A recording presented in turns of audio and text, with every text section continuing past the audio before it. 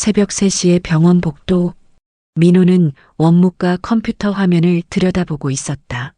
오늘 밤도 어김없이 하루치 업무를 정리하다가 그는 내일자 입원 예정 명단에서 익숙한 이름 하나를 발견했다. 윤정순. 입원자 구불란에 적힌 보호자 동의라는 글자가 그의 눈에 선명하게 들어왔다. 이상하다. 3층 연립주택 1층에 사는 집주인 할머니. 멀쩡해 보였는데 왜 갑자기 정신병원에? 더구나 폐쇄병동으로? 퇴근 시간이 되자 민호는 평소보다 빠른 걸음으로 골목을 내려왔다. 1층 정순 할머니 집 현관문을 두드렸다. 할머니! 할머니! 누구세요? 할머니! 민호예요! 급한 일이에요! 문이 열리자 민호는 숨을 헐떡이며 말했다. 할머니! 빨리 도망가세요! 구독 버튼을 눌러주시면 영상을 만드는데 큰 힘이 됩니다. 구독하시고 매주 감동적인 사연을 들어보세요. 오늘의 사연 시작합니다.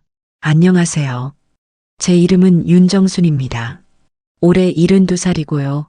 이 동네에서 30년 넘게 살았습니다. 오늘 여러분께 제 이야기를 들려드리려고 합니다. 믿기 어려운 일이겠지만 제가 직접 겪은 일이니까 끝까지 들어보세요. 저는 젊을 때부터 시장에서 반찬 가게를 했습니다. 20살에 결혼해서 남편과 함께 작은 반찬 가게를 시작했죠.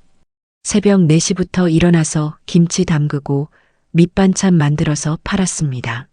손님들이 정순이네 김치가 제일 맛있다고 해주실 때마다 정말 뿌듯했어요. 남편이 40살에 갑자기 세상을 떠났을 때 저는 두 아이를 혼자 키워야 했습니다. 큰아이가 고등학생이었고 작은아이가 중학생이었어요. 그때부터 정말 악착같이 살았습니다. 새벽부터 밤늦게까지 손에 굳은 살이 박이도록 일했어요. 아이들에게 부족한 것 없이 해주고 싶었거든요. 다행히 장사가 잘 되었습니다. 정직하게 좋은 재료로만 음식을 만들었더니 단골 손님들이 많이 생겼어요. 그렇게 번 돈으로 지금 살고 있는 3층 연립주택을 샀습니다. 1층은 제가 살고 2층에는 큰아들 경수와 며느리 지연이가 살고 3층에는 손주가 살고 있어요. 옥탑방은 민호라는 착한 청년에게 세를 놓고 있고요. 큰아들 경수는 대학도 보내고 결혼도 시켜줬습니다. 며느리 지연이도 처음에는 참 착한 아이라고 생각했어요. 손주까지 낳아주고 겉으로는 저를 잘 모시는 것 같았거든요. 하지만 최근 들어 뭔가 이상했습니다. 갑자기 제 건강을 걱정한다면서 병원에 가보라고 자주 말하더라고요. 어머니, 요즘 깜빡깜빡 하시는 것 같은데 검진 받아보세요. 이런 말들을 계속했어요. 저는 멀쩡한데 말이죠. 그리고 중요한 서류들이 어디 있는지 자꾸 물어봤습니다. 통장, 도장, 부동산 등기부등본.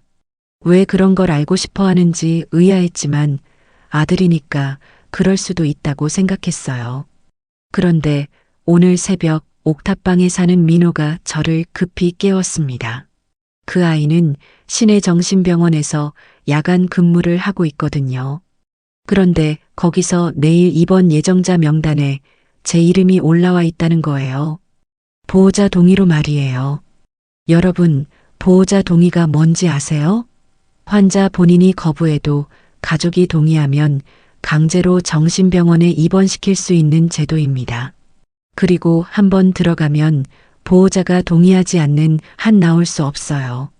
사실상 감옥이나 마찬가지인 거죠. 보호자로 되어 있는 사람은 제 아들 고경수였습니다. 제가 낳아서 기르고 대학까지 보내고 결혼시켜준 그 아들이 저를 정신병원에 보내려고 했다는 겁니다. 왜 그럴까요? 제가 뭘 잘못했을까요? 아니면 제 재산 때문일까요? 저는 지금까지 모은 재산이 좀 있습니다. 집도 있고 예금도 있고 시장 가게 자리도 임대로 내주고 있어서 매달 임대료도 들어오거든요. 혹시 그것들을 노리고 저를 정신병원에 보내서 후견인이 되려는 건 아닐까요? 생각해보니 지난 몇 달간의 일들이 모두 이해가 됩니다. 저를 치매 환자로 만들기 위한 사전 작업이었던 거죠. 주변 사람들에게 어머니가 깜빡깜빡 하신다고 미리 말해두고 정신과 진료 기록을 만들고 그 다음에 강제 입원시키려던 거였어요. 정말 소름이 끼칩니다. 제가 이런 음모를 꾸미고 있는 줄도 모르고 아들을 믿고 있었다니요. 다행히 민호가 알려줘서 피할 수 있었습니다. 지금 저는 평생 친구인 영숙이네 집에 피해 있어요. 하지만 이게 끝이 아니에요. 이제부터 진짜 싸움이 시작인 거죠. 여러분, 이런 일이 믿어지세요? 자식이 부모를 이렇게 배신할 수 있다는 게 말이에요? 하지만 실제로 일어난 일입니다. 그리고 저는 절대 포기하지 않을 겁니다. 제가 평생 고생해서 모은 것들을 이런 식으로 빼앗기지 않을 거예요. 지금부터 제가 어떻게 싸워서 이겼는지 그 이야기를 차근차근 들려드리겠습니다. 자, 그럼 시작해 볼까요? 민호가 저를 깨운 그 새벽부터 이야기해 드릴게요.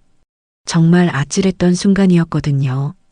그날 새벽 민호의 말을 듣고 영숙이네 집으로 피한 저는 밤새 잠을 이룰 수 없었습니다. 머릿속이 너무 복잡했거든요. 내 아들이 정말 나를 정신병원에 보내려 했다는 사실이 믿어지지 않았어요.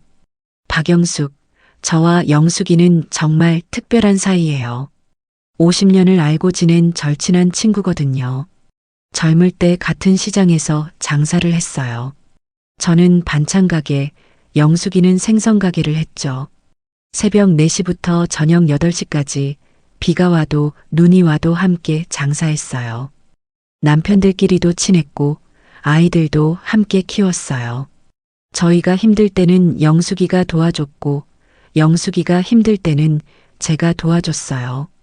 영숙이 남편이 사업 실패해서 어려웠을 때도 제가 돈을 빌려줬고 제 남편이 갑자기 세상을 떠났을 때도 영숙이가 장례부터 아이들 돌보는 것까지 다 도와줬거든요.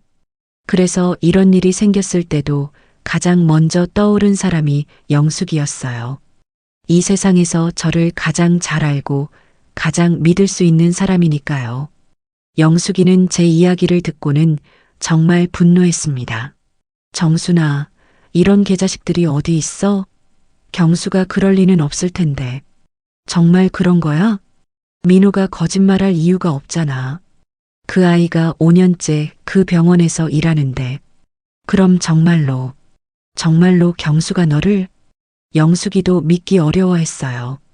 경수를 어릴 때부터 봐왔으니까요. 하지만 곧 현실을 받아들이고 저를 도와주겠다고 했어요. 정순아, 그럼 이제 어떻게 할 거야? 우리는 새벽 내내 앉아서 대책을 논의했습니다. 영숙이는 저보다 1살 어리지만 세상 물정을 더 잘 아는 편이에요. 남편이 장사를 크게 했었고 나중에 사업도 했었거든요.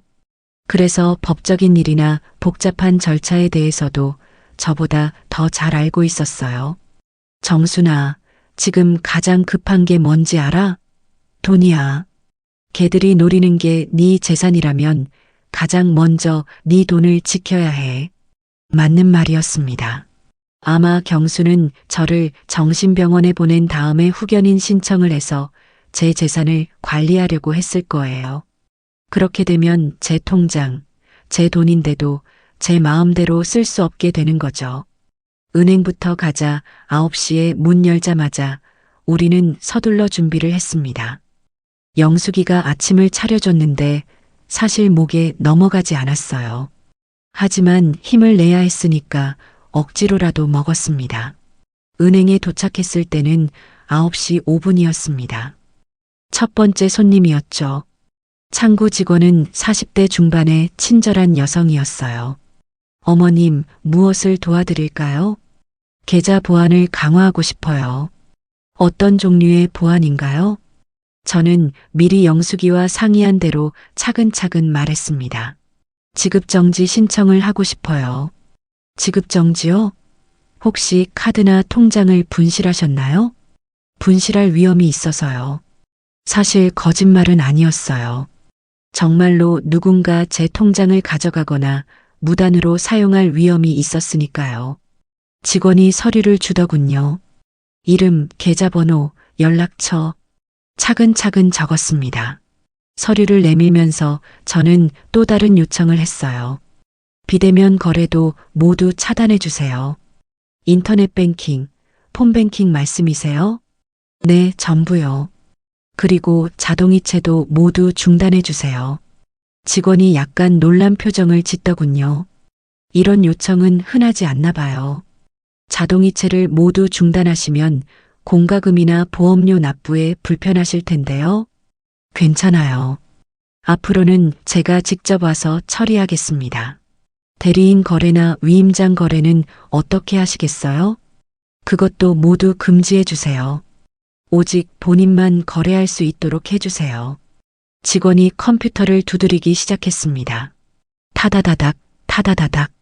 그 소리가 마치 제 재산을 지키는 방패를 만드는 소리 같았어요. 알림 서비스는 강화해 드릴게요. 계좌의 1원만 움직여도 즉시 문자로 알려드릴게요. 정말 다행이었어요. 처리가 끝나자마자 제 휴대폰이 진동하기 시작했습니다. 지급정지 완료. 비대면 거래 차단 완료. 자동이체 중지 완료. 대리인 거래 금지 완료. 문자가 하나씩 올 때마다 마음이 든든해졌어요. 어머님, 다른 은행 계좌도 있으시면 같은 절차를 밟으시는 게 좋겠어요. 그 말을 듣고 저는 깨달았어요. 제가 다른 은행에도 계좌가 몇 개 있다는 걸 말이죠. 두 번째 은행으로 갔습니다. 거기서도 똑같은 절차를 밟았어요. 그런데 이상한 일이 일어났습니다. 처리를 마치고 나오는데 휴대폰에 문자가 왔어요. 타행 이체 시도 실패 마이너스 지급 정지 계좌. 누군가 제 돈을 다른 곳으로 옮기려고 시도했다는 뜻이었어요. 시간을 확인해 보니 오전 10시 30분 저희가 은행에서 업무를 보고 있을 때였습니다. 영수가, 이거 봐. 벌써 시도했어. 영숙이가 문자를 보고는 얼굴이 굳어졌어요. 정순아, 정말 치밀하게 계획했구나. 네가 없는 사이에 돈을 빼려고 했던 거야. 소름이 끼쳤습니다. 만약 제가 모르고 있었다면 어떻게 됐을까요? 아마 정신병원에 있는 동안 제 돈이 모두 사라졌을 거예요. 세 번째 은행, 네 번째 은행. 제가 가진 모든 계좌에 같은 보안 조치를 했습니다. 그러는 동안 계속해서 이체 시도 실패 문자가 왔어요. 정말 끈질기게 시도하고 있었던 거죠. 마지막 은행을 나올 때쯤에는 제 휴대폰 문자함이 알림으로 가득 찼습니다. 모든 보안 설정 완료 알림과 무단 이체 시도 실패 알림들로 말이에요. 이제 좀 안심되냐? 영숙이가 물었어요. 아니야. 이건 시작일 뿐이야. 이제 도장도 못 쓰게 해야 해. 맞아요. 돈을 지켰다고 끝이 아니었어요. 만약 누군가 제 인감을 가지고 있다면 부동산이나 다른 중요한 서류에 사인할 수 있거든요. 점심시간이 되어서 간단히 김밥을 사 먹고 주민센터로 향했습니다. 가는 길에 제 휴대폰이 또 울렸어요.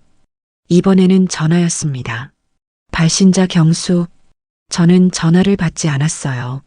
지금은 그럴 때가 아니었거든요. 하지만 계속 전화가 왔어요. 10번, 15번. 정말 끈질기게 말이죠. 마침내 문자가 왔습니다. 어머니, 어디 계세요? 급한 일이 있어서 연락드려요. 꼭 전화 주세요. 급한 일이라니. 분명히 은행에서 막혔으니까 당황해서 연락하는 거겠죠. 주민센터에 도착했을 때는 점심시간이라 사람이 많았어요. 번호표를 뽑고 1시간을 기다렸습니다.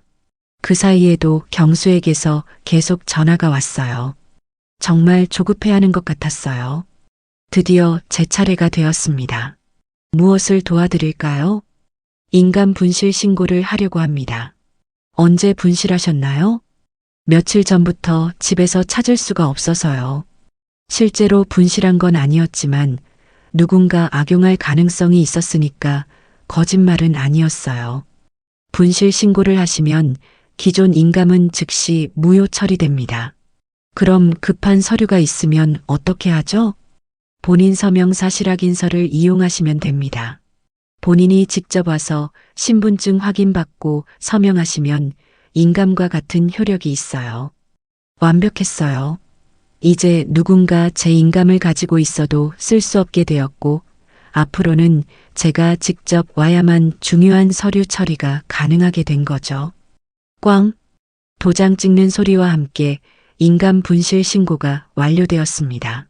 주민센터를 나오는 순간 제 휴대폰이 또 울렸어요. 이번에도 경수였습니다. 이제는 받아봐야겠다고 생각했어요. 여보세요. 어머니, 지금 어디 계세요? 목소리가 평소와 완전히 달랐어요. 당황하고 초조해하는 게 역력했거든요. 왜? 계좌에서 이체가 안 된다고 하는데 혹시 어머니께서 뭔가 하신 게 있나요? 역시 그거였어요. 제가 보안 조치를 해놔서 돈을 못 빼는 거죠. 무슨 이체? 그게 급한 세금이 있어서요. 어머니 도장도 필요하고. 무슨 세금? 이자소득세요. 그리고 병원비도 급해서. 드디어 본색을 드러내는군요. 어느 병원인데? 잠시 침묵이 흘렀어요. 아마 뭔가 핑계를 생각하고 있는 것 같았어요. 그게 어머니 건강검진 받으실 병원이요. 병원 이름을 말해봐. 신해정신병원인데 어머니께서 최근에 깜빡깜빡 하시는 것 같아서 바로 그 병원이었어요. 민호가 말한 바로 그곳. 내가 언제 그런 병원에 가겠다고 했니? 어머니, 직접 만나서 이야기해요. 중요한 얘기니까. 어디서? 시청 민원실은 어때요? 공공장소라서 편하실 거예요. 공공장소라니. 자기들도 뭔가 떳떳하지 못하다는 걸 알고 있나 보네요. 혼자 와. 네. 혼자 오라고. 며느리는 데려오지 마. 어머니, 왜 그러세요? 혼자 못 오겠으면 만나지 말자. 저는 전화를 끊었어요. 그리고 영숙이에게 말했습니다. 이제 확실해졌어. 경수가 정말 그런 계획을 세웠던 거야. 정순아, 이제 어떻게 할 거야? 전문가의 도움이 필요해. 변호사를 찾아가자. 그렇게 저의 반격이 시작되었습니다. 영숙이가 아는 변호사가 있다고 했어요. 최세준이라는 젊은 변호사인데 약자 편에 서는 일을 많이 한다고 하더라고요. 우리 동네 할머니들 상속 문제도 도와줬다면서 연락처를 알려줬어요. 최세준 변호사 사무실입니다. 안녕하세요. 윤정순이라고 합니다. 급한 법률 상담이 있는데요. 어떤 종류의 상담인지요? 저는 숨을 깊게 들이쉬고 말했어요. 가족이 저를 정신병원에 강제로 입원시키려고 하는 것 같습니다. 전화 너머로 잠깐의 정적이 흘렀어요. 지금 당장 오실 수 있으세요? 이런 일은 시간이 정말 중요합니다. 변호사 사무실은 시청에서 가까운 오피스텔 3층에 있었어요.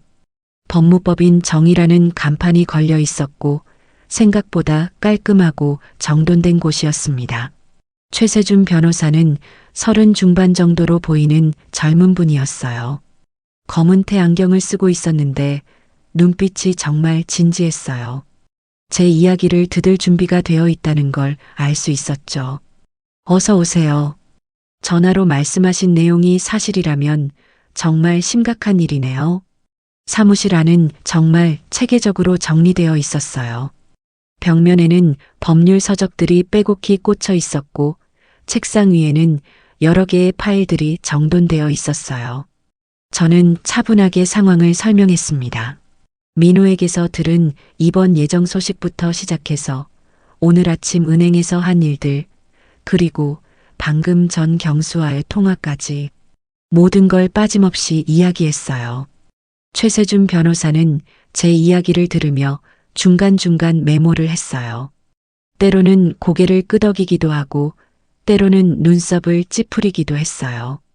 어머님, 정말 현명하게 대처하셨네요. 금융보호막을 먼저 쳐두신 것은 아주 좋은 판단이었습니다. 그런데 이제 뭘 해야 하죠? 우선 모든 접촉을 기록으로 남겨야 합니다. 변호사는 서랍에서 작은 녹음기를 꺼냈어요. 지금부터 아드님과의 모든 통화를 녹음하세요.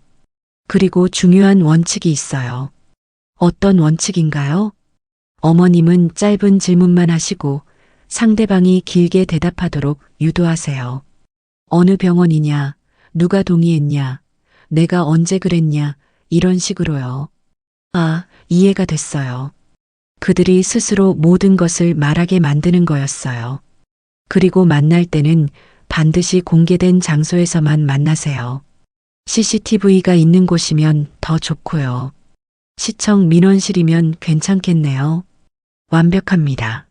그런데 어머님, 혹시 아드님이 어떤 이유로 이런 일을 하려는지 짐작이 가시나요? 저는 잠시 생각했어요. 그동안 눈치챈 것들이 있었거든요. 돈 문제인 것 같아요. 요즘 사업이 안 된다고 하더라고요. 그리고 며느리가 돈을 정말 많이 써요. 명품 가방, 비싼 옷, 카드값이 엄청날 것 같아요. 그렇다면 어머님의 재산이 목적일 가능성이 높습니다. 정신병원에 입원시킨 후 후견인 신청을 하려는 것일 수도 있어요. 후견인이면 법적으로 어머님의 재산을 관리할 수 있는 권한을 갖게 됩니다. 어머님의 동의 없이도요. 집도 팔 수 있고 예금도 마음대로 쓸 수 있어요. 정말 소름이 끼쳤어요. 그들의 계획이 얼마나 치밀했는지 알 수 있었어요. 변보사는 컴퓨터를 켜며 몇 가지 서류를 검색했어요. 병원의 내용 증명을 보내야겠어요. 환자 본인의 동의 없는 입원은 불법이라는 내용으로요. 내용 증명이 뭔가요? 공식적인 통지 문서입니다. 우체국을 통해 발송되고 언제 누가 받았는지 모두 기록에 남아요. 법적 효력이 있는 증거가 되죠. 정말 든든했어요. 혼자가 아니었어요. 전문가가 도와주고 있었어요. 어머님, 휴대폰 녹음 기능 사용법 아세요? 아니요, 잘 모르겠어요. 변호사가 친절하게 휴대폰 녹음 방법을 알려주었어요. 통화 중에 녹음 버튼을 누르면 자동으로 녹음이 시작된다는 것, 그리고 녹음 파일이 어디에 저장되는지까지 자세히 가르쳐 주었어요. 연습해 보세요. 영숙이와 함께 몇 번 연습했어요. 처음에는 서툴렀지만 금세 익숙해졌어요. 좋습니다.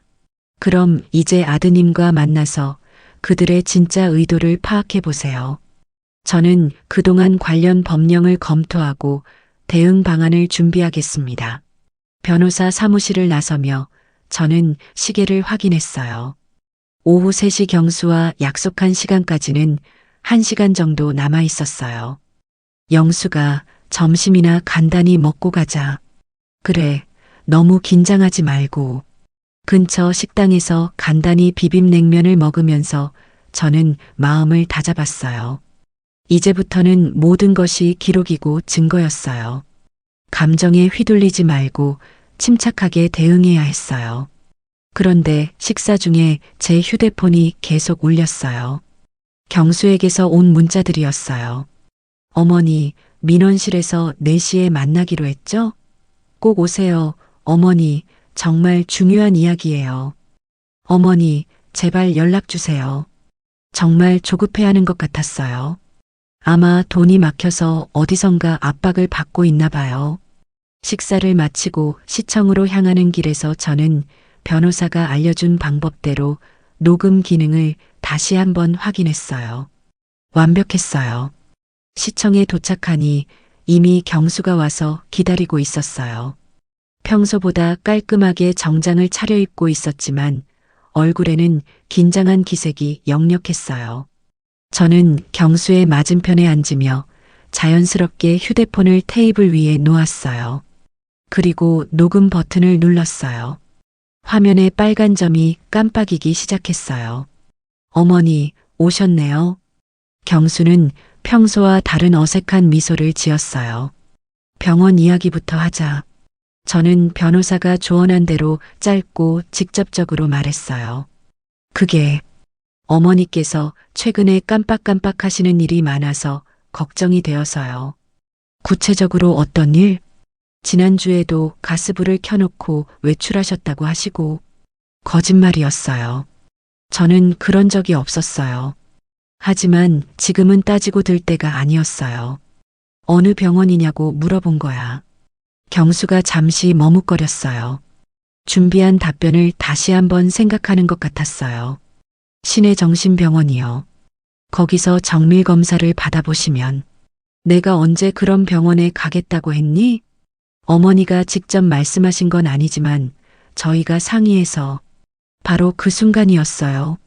경수가 스스로 중요한 말을 했어요. 저희가 상의해서, 즉, 제 동의 없이 자기들끼리 결정했다는 뜻이었어요. 저희라니? 누구하고 상의했어? 지연이하고요. 어머니를 위해서. 이번 동의서는 누가 써? 그건 보호자가 쓰는 거니까 제가. 내 동의는 받지 않고. 경수의 얼굴이 점점 굳어졌어요.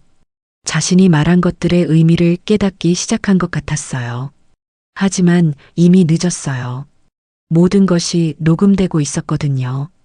어머니, 이것도 다 어머니를 위해서 하는 일이에요. 뭘 위해서? 건강도 그렇고 재산 관리도. 혼자 사시기엔 위험하시잖아요. 또 다른 중요한 발언이었어요. 재산 관리 이야기가 나왔어요. 재산 관리를 누가 해? 저희가. 후견인 제도라는 게 있어서 후견인 신청도 할 거야? 그게 필요하다면. 충분했어요. 경수는 자신의 입으로 모든 계획을 털어놓았어요. 정신병원 강제 입원, 재산관리, 후견인 신청까지. 그럼 도장은 어떻게 할 거야? 어머니께서 필요한 서류에 사인해 주시면. 인감 말고 인감도 어머니께서 주시면. 이제 마지막 카드를 꺼낼 때라고 생각했어요. 어제 인감 분실 신고했어. 경수의 얼굴이 순간 하얗게 질렸어요. 예상하지 못한 일이었던 모양이에요. 어머니, 왜 그런 걸? 분실해서. 하지만 중요한 서류들이 새로 만들 거야. 내가 필요할 때. 경수는 말문이 막힌 듯 잠시 침묵했어요. 그의 머릿속에서 계획들이 무너져 내리고 있는 것을 느낄 수 있었어요. 어머니, 저희가 정말 어머니를 위해서라면 먼저 내 의견을 물어봤어야지. 저는 자리에서 일어났어요. 더 이상 들을 필요가 없었어요. 충분한 증거를 확보했어요. 다음에 또 만나자. 어머니, 잠깐만요. 하지만 저는 뒤돌아보지 않았어요. 민원실을 나서며 저는 휴대폰을 확인했어요. 녹음이 제대로 되어 있었어요. 25분간의 대화가 고스란히 담겨 있었어요. 영수가 다 됐어. 정말? 자기 입으로 다 말했어? 응, 증거 확보 완료야. 이제 진짜 반격이 시작될 차례였어요. 녹음 파일을 최세준 변호사에게 보내자마자 답장이 왔어요. 완벽한 증거입니다. 이제 본격적으로 대응하겠습니다. 정말 다행이었어요. 하지만 아직 안심할 때는 아니었어요. 경수가 포기할 리 없었거든요. 그날 밤 영숙이네 집에서 저녁을 먹고 있는데 제 휴대폰이 울렸어요. 경수였어요. 하지만 저는 받지 않았어요. 변호사가 말했거든요. 이제부터는 모든 통화를 녹음해야 한다고. 10분 후에 또 전화가 왔어요. 이번에는 받기로 했어요.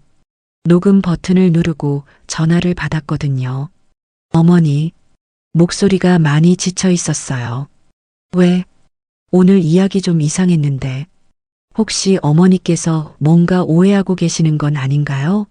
무슨 오해? 저희가 어머니를 해롭게 하려는 게 아니라는 거요. 정말로 어머니 건강이 걱정되어서. 그래서 내 동의도 없이 정신병원에 입원시키려고 했다는 거야? 잠시 침묵이 흘렀어요. 그게 어머니께서 병원 가기를 거부하실까봐. 거부할 권리도 없다는 거야? 어머니, 제발 이해해 주세요. 저희도 어쩔 수 없는 상황이에요. 무슨 상황? 빚이 이자가 너무 많이 밀려서 이번 달 안에 정리하지 못하면 드디어 진짜 이유가 나왔어요. 빚 때문이었어요. 그게 나랑 무슨 상관이야? 어머니, 저희가 지금까지 어머니를 모시고 살면서 모셨다고?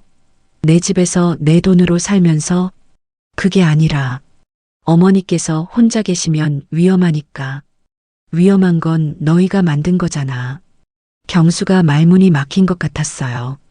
사실 그들이 저를 위해서 한 게 뭐가 있었나요? 오히려 제가 그들을 먹여 살리고 있었는데 말이에요. 어머니, 그럼 어떻게 해야 하죠? 정말 막다른 길에 몰렸어요. 그건 내가 알아서 해결할 일이야. 내 재산으로 해결하려고 하지 말고 어머니의 재산도 나중에는 저희가 상속받을 거 아니에요? 정말 뻔뻔했어요. 상속받을 거니까 미리 써도 된다는 식이었어요. 상속은 내가 죽고 나서 생각할 일이야. 지금은 내 거야.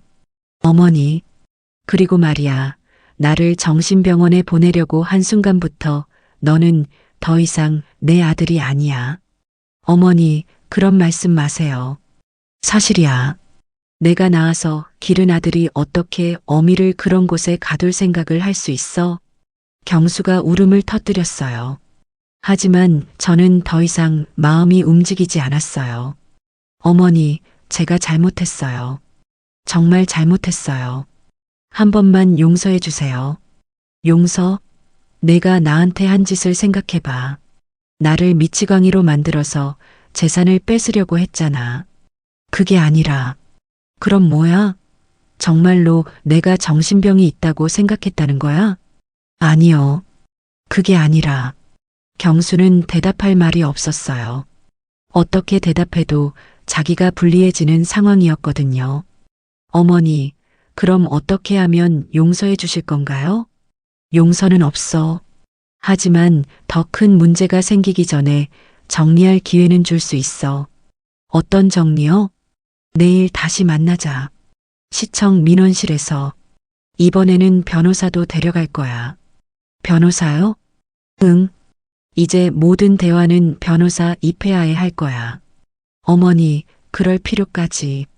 필요하다고 생각해. 안 되겠으면 만나지 말자. 아니요, 만나겠습니다. 내일 몇 시예요? 오후 2시. 네, 알겠습니다. 전화를 끊고 나서 저는 영숙이에게 말했어요. 내일이 진짜 승부처가 될 것 같아. 정순아, 무서우면 우리 그냥 경찰서에 신고하자. 아니야. 법적으로 확실하게 끝내야 해. 그래야 다시는 이런 일이 없을 거야. 그날 밤 저는 잠을 이룰 수 없었어요. 내일이면 모든 게 결정될 것 같았거든요. 하지만 두렵지는 않았어요. 오히려 후련했어요. 이제 모든 것을 끝낼 수 있을 것 같았거든요. 다음 날 아침 저는 최세준 변호사와 만나서 작전을 상의했어요. 어머님, 오늘은 더 구체적인 조건들을 제시할 거예요. 그들이 어떤 선택을 하는지 보겠습니다. 어떤 조건들이요? 재산권 포기, 접근 금지, 이사 등등. 이제는 그들이 양보할 차례예요. 변호사는 미리 준비한 서류들을 보여줬어요. 정말 치밀하게 준비되어 있었어요. 어머님, 오늘 대화도 모두 녹음하겠습니다. 그리고 가능하면 서면 합의를 유도하겠어요. 서면 합의요? 네. 말로는 언제든 번복할 수 있지만 서면으로 약속하면 법적 효력이 있거든요. 시청에 도착했을 때는 약속 시간 10분 전이었어요. 이미 경수가 와서 기다리고 있었어요. 그런데 이번에는 혼자가 아니었어요. 40대 중반의 남성이 함께 앉아 있었어요. 어머니, 오셨네요. 이쪽은 저희 변호사 김민수입니다. 그들도 변호사를 데리고 온 거였어요. 상황이 심각하다는 걸 인정한 거죠. 안녕하세요. 김민수 변호사입니다. 김민수 변호사는 정중하게 인사했어요. 하지만 그의 표정에서는 불편함이 느껴졌어요.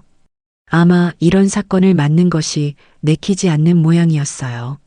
최세준 변호사가 녹음기를 테이블 위에 놓으며 말했어요. 모든 대화는 녹음됩니다. 양측 모두 동의하시죠? 네, 동의합니다. 그럼 구체적으로 어떤 제안을 하려는 건지 들어보겠습니다. 경수가 미리 준비한 듯한 종이를 꺼냈어요. 어머니, 제가 정신병원 입원건에 대해서는 완전히 포기하겠습니다. 그리고 앞으로는 어머니의 동의 없이는 어떤 의료 행위도 시도하지 않겠습니다. 재산 관리는?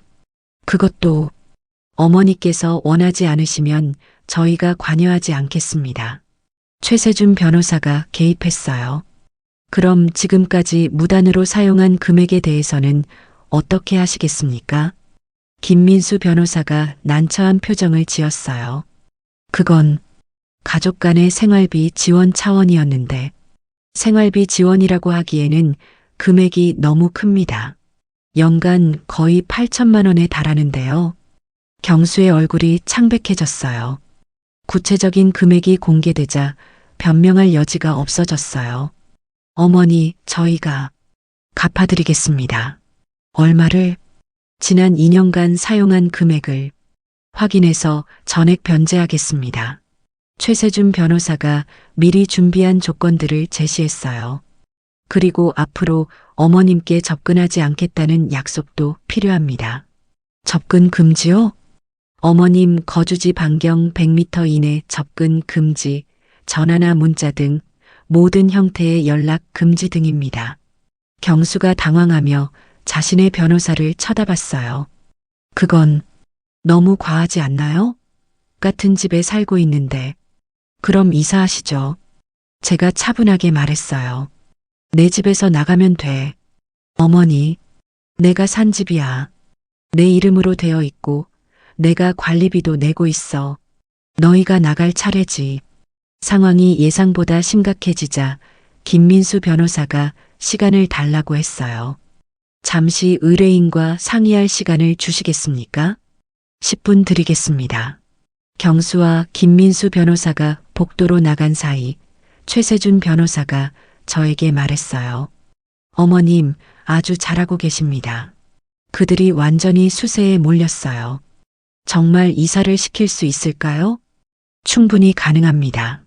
어머님 소유의 주택에서 어머님을 해하려 한 사람들을 내보내는 것은 당연한 권리예요. 10분 후 그들이 돌아왔을 때 경수의 얼굴은 더욱 어두워져 있었어요. 어머니, 저희가 이사하겠습니다. 언제까지? 한 달 안에. 2주. 네. 2주 안에 나가. 그리고 그동안 사용한 돈도 2주 안에 변제해. 어머니, 2주는 너무 짧아요. 집을 구하는 것도 시간이 걸리고. 그럼 찜질방에서라도 자든지. 정말 냉정했지만 저는 더 이상 참을 수 없었어요. 그들이 저에게 하려던 일을 생각하면 이 정도는 약한 거였어요. 최세준 변호사가 말했어요. 서면으로 합의서를 작성하겠습니다. 모든 조건을 명문화해서 양쪽이 서명하는 것으로 하죠. 김민수 변호사도 더 이상 할 말이 없는 것 같았어요. 네, 그렇게 하겠습니다. 그런데 그때였어요. 갑자기 지연이 민원실로 들어왔어요. 얼굴이 새하얗게 질려 있었어요. 어머니, 저도 이야기에 참여해도 될까요? 왜? 너도 공범이잖아. 아니에요. 저는 정말 몰랐어요. 경수 오빠가 혼자 계획한 거예요. 거짓말이었어요. 경수가 분명히 지연이와 상의해서라고 말했었거든요. 모든 게 녹음되어 있었어요. 그래. 네, 저는 단지 경수 오빠가 어머니 건강을 걱정한다고 해서 병원에 가보시라고 권했을 뿐이에요. 지연은 눈물까지 흘리면서 연기를 했어요. 하지만 저는 속지 않았어요. 그럼 너는 내 계좌에서 매달 나가는 돈에 대해서 몰랐다는 거야? 네. 그건 경수 오빠가 관리하는 거라서. 카드값은? 내가 쓴 명품 가방값, 옷값은? 지연의 얼굴이 빨갛게 달아올랐어요. 그건 경수 오빠가 괜찮다고 해서 내 돈인 줄 알고 썼잖아. 죄송해요. 정말 죄송해요. 지연이 바닥에 무릎을 꿇고 빌기 시작했어요. 하지만 저는 마음이 움직이지 않았어요. 최세준 변호사가 개입했어요. 지금 사과보다는 구체적인 해결책이 필요합니다. 우선 합의서부터 작성하죠. 1시간 후 합의서가 완성되었어요. 내용은 이랬어요. 1. 경수와 지연은 2주 내에 윤정순의 주택에서 이사한다. 2. 지난 2년간 무단 사용한 1억 6천만 원을 2주 내에 전액 변제한다. 3. 윤정순 거주지 반경 200m 이내 접근을 금지한다. 4. 전화, 문자, 이메일 등 모든 형태의 연락을 금지한다. 5. 윤정순에 대한 의료행위나 후견인 신청을 영구 포기한다. 6. 위 조건 위반 시 위약금 5천만 원을 지급한다. 정말 가혹해 보일 수 있지만 저는 이 정도는 당연하다고 생각했어요. 그들이 저에게 하려던 일에 비하면 말이에요. 서명하세요. 경수와 지연은 떨리는 손으로 서명했어요. 김민수 변호사도 입회인으로 서명했어요. 이제 됐나요? 경수가 지친 목소리로 물었어요. 서면으로 된 약속이니까 반드시 지켜야 해. 하루라도 늦으면 바로 고소할 거야. 네, 알겠습니다. 그들이 민원실을 나간 후 저는 최세준 변호사와 함께 커피를 마셨어요. 어머님, 정말 대단하세요. 완벽한 승리입니다. 아직 끝난 게 아니에요. 그들이 약속을 지킬지 봐야죠. 만약 약속을 어기면 그때는 형사 고발까지 갈 각오가 되어 있어요. 변호사는 고개를 끄덕였어요. 어머님의 의지가 정말 단단하시네요. 보통 가족 문제에서는 감정 때문에 흔들리는 경우가 많은데 가족이라고 해서 무조건 용서해야 한다고 생각하지 않아요. 특히 이런 일은요. 그날 밤 저는 오랜만에 제 집으로 돌아갔어요. 영숙이가 걱정했지만 이제는 법적으로 보호받고 있었으니까 괜찮았어요. 집에 들어가니 정말 이상했어요. 2층에서는 소곤소곤 이야기하는 소리가 들렸어요. 아마 짐을 싸거나 이사 준비를 하고 있는 것 같았어요. 저는 1층 제 방에서 그동안의 일들을 정리해 봤어요. 정말 아찔했어요. 만약 민호가 알려주지 않았다면 저는 지금쯤 정신병원에 갇혀 있었을 거예요. 그리고 제 재산은 모두 그들 손에 넘어가 있었을 거고요. 그런데 문득 궁금해졌어요. 그들이 언제부터 이런 계획을 세웠을까? 그리고 어떻게 이런 생각을 할 수 있었을까? 다음 날 민호가 출근하기 전에 찾아왔어요. 할머니, 괜찮으세요? 응, 덕분에 잘 해결했어. 저는 민호에게 그동안 있었던 일들을 간단히 설명해 줬어요. 민호는 정말 놀라워했어요. 할머니, 정말 대단하세요. 혼자서 그 모든 걸 해내시다니. 혼자가 아니었어. 내가 알려줬고, 영숙이가 도와줬고, 변호사님도 계셨고, 그래도 가장 중요한 건 할머니의 의지였어요. 민호의 말이 맞았어요. 결국은 제가 포기하지 않고 끝까지 싸웠기 때문에 이길 수 있었던 거였어요. 민호야, 정말 고마워. 내가 아니었다면 별 말씀을요. 당연한 일 했을 뿐이에요. 그 후 일주일 동안 정말 조용했어요. 2층에서는 가끔 집 나르는 소리가 들렸지만 그들과 마주치는 일은 없었어요. 아마 일부러 피하고 있는 것 같았어요. 그리고 약속한 2주가 되기 하루 전 드디어 그들이 이사를 나갔어요. 이삿짐차가 와서 짐을 다 빼가는 걸 창문으로 봤어요. 정말 깨끗하게 나가더군요. 그날 저녁 저는 오랜만에 혼자 저녁을 먹었어요. 30년 넘게 살던 집에서 혼자 먹는 저녁이었지만 전혀 외롭지 않았어요. 오히려 자유로웠어요. 제 휴대폰에 문자가 하나 왔어요. 어머니 계좌로 1억 6천만 원 입금 완료 세돈은행. 약속한 대로 돈도 변제했네요. 정말 끝난 거였어요. 하지만 저는 아직 확인해야 할 것이 하나 더 있었어요. 정신병원에 제 이름으로 된 입원 예약이 정말 취소되었는지 직접 확인하고 싶었거든요. 며칠 후 저는 영숙이와 함께 그 병원을 찾아갔어요. 5층짜리 현대적인 건물이었는데 저에게는 감옥처럼 보였어요. 만약 민호가 알려주지 않았다면 저는 저 안에 갇혀 있었을 거라는 생각이 드니까 정말 소름이 끼쳤어요. 정말 여기가 맞나? 영숙이가 불안한 듯 물었어요. 맞아. 한번 들어가 보자. 로비는 의외로 깔끔했어요. 하지만 공기 중에 섞인 소독약 냄새와 어딘지 모를 긴장감이 이곳이 일반 병원과는 다르다는 것을 알려주고 있었어요.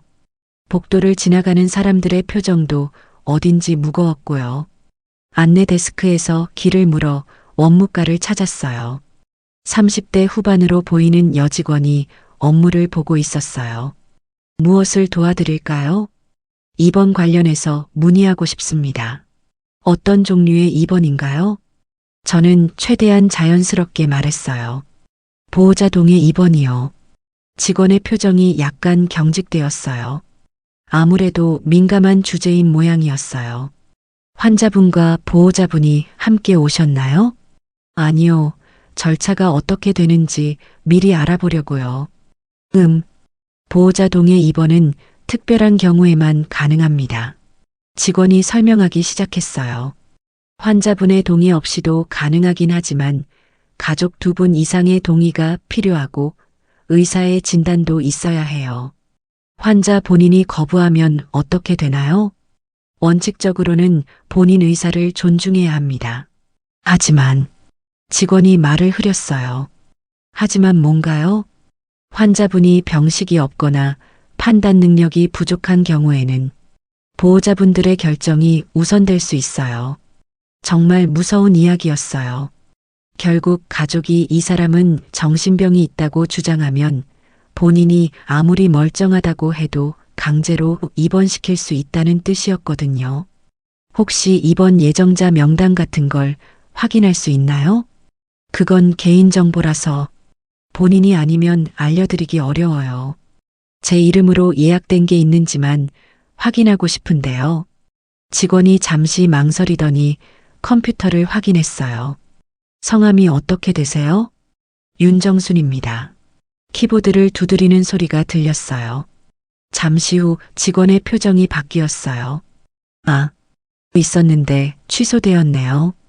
언제 취소되었나요? 2주 전쯤에요. 바로 저희가 합의서를 쓴 다음 날이었어요. 경수가 약속을 지킨 거였어요. 누가 예약했었나요? 고경수 씨로 되어 있네요. 모든 것이 확인되었어요. 정말로 경수가 저를 이 병원에 강제 입원시키려 했던 거였어요.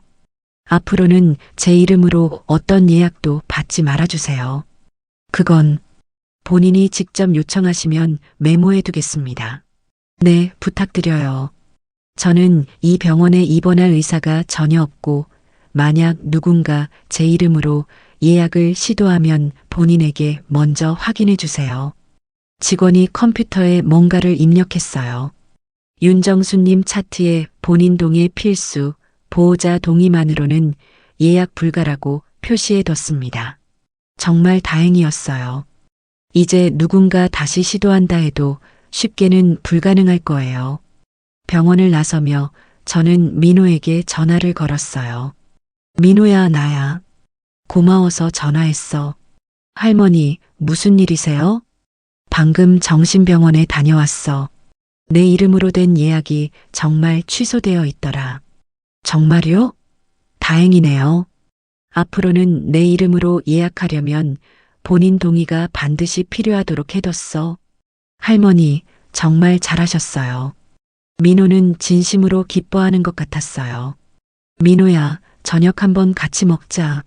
내가 좋아하는 갈비집에서. 할머니, 그럴 필요 없어요. 아니야, 내 덕분에 내가 살았는데 이 정도는 해야지. 그날 저녁 저는 민호와 함께 동네에서 제일 비싼 갈비집에서 식사했어요. 민호는 처음에는 부담스러워했지만 나중에는 편하게 대화했어요. 할머니, 그런데 정말 무서웠을 것 같아요. 가족한테 배신당한다는 게 무서웠지. 하지만 더 분했어. 내가 평생 고생해서 모은 걸 그런 식으로 빼앗으려 했다니. 이제는 안전하시죠? 그럼 법적으로도 보호받고 있고 돈도 다 돌려받았고. 하지만 사실 마음 한구석은 아직도 아팠어요. 아무리 나쁜 짓을 했다고 해도 제가 낳아서 기른 아들이었거든요. 할머니, 혹시 그리우시지는 않아요? 아드님이. 민호가 조심스럽게 물었어요. 그립긴 하지. 하지만 그건 내가 기억하는 어린 경수야. 나를 정신병원에 보내려 한 그 사람이 아니라. 이해돼요. 민호야, 너는 부모님과 사이가 어때? 좋아요. 멀리 계시지만 자주 안부 전화드리고 명절에는 꼭 내려가고요. 그래, 그게 정상이야. 부모 자식 사이라는 게. 민호와 헤어진 후 저는 혼자 집으로 돌아왔어요. 2층과 3층이 텅 비어 있어서 집이 정말 조용했어요. 하지만 외롭지는 않았어요. 오히려 평화로웠어요. 며칠 후 최세준 변호사에게서 연락이 왔어요. 어머님, 병원에서 내용 증명 회신이 왔습니다. 무슨 내용이에요? 앞으로는 본인 동의 없이는 어떤 입원 절차도 밟지 않겠다는 내용입니다. 그리고 기존에 있던 예약도 완전히 삭제했다고 하네요. 정말 다행이었어요. 이제 완전히 안전해진 거였어요. 변호사님, 그동안 정말 고생 많으셨어요. 별 말씀을요. 어머님께서 워낙 적극적으로 대응해 주셔서 쉬웠습니다. 혹시 앞으로 또 이런 일이 생기면 어떻게 해야 하죠? 가능성은 낮지만 만약 그들이 합의 내용을 위반하거나 다른 방법으로 시도한다면 즉시 연락 주세요. 바로 형사고발 절차를 밟겠습니다. 든든했어요. 이제 정말로 안전하다는 느낌이 들었어요. 그날 밤 저는 오랜만에 깊이 잠들 수 있었어요. 지난 몇 주 동안 너무 긴장하고 살았거든요.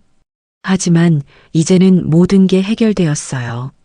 꿈에서 저는 젊은 시절의 모습으로 돌아가 있었어요. 시장에서 열심히 일하고 아이들을 키우고 남편과 함께 이 집을 사던 그때로 말이에요. 그때는 이런 일이 일어날 거라고는 상상도 못했었죠. 하지만 깨고 나니 현실이 더 좋았어요. 비록 혼자지만 제가 지키고 싶었던 모든 것을 지켜낸 거였으니까요. 한 달 정도 지나고 나서야 저는 그들이 떠난 후 동네에서 무슨 일이 있었는지 알게 되었어요. 시장에 나갔더니 아주머니들이 수군거리고 있더라고요.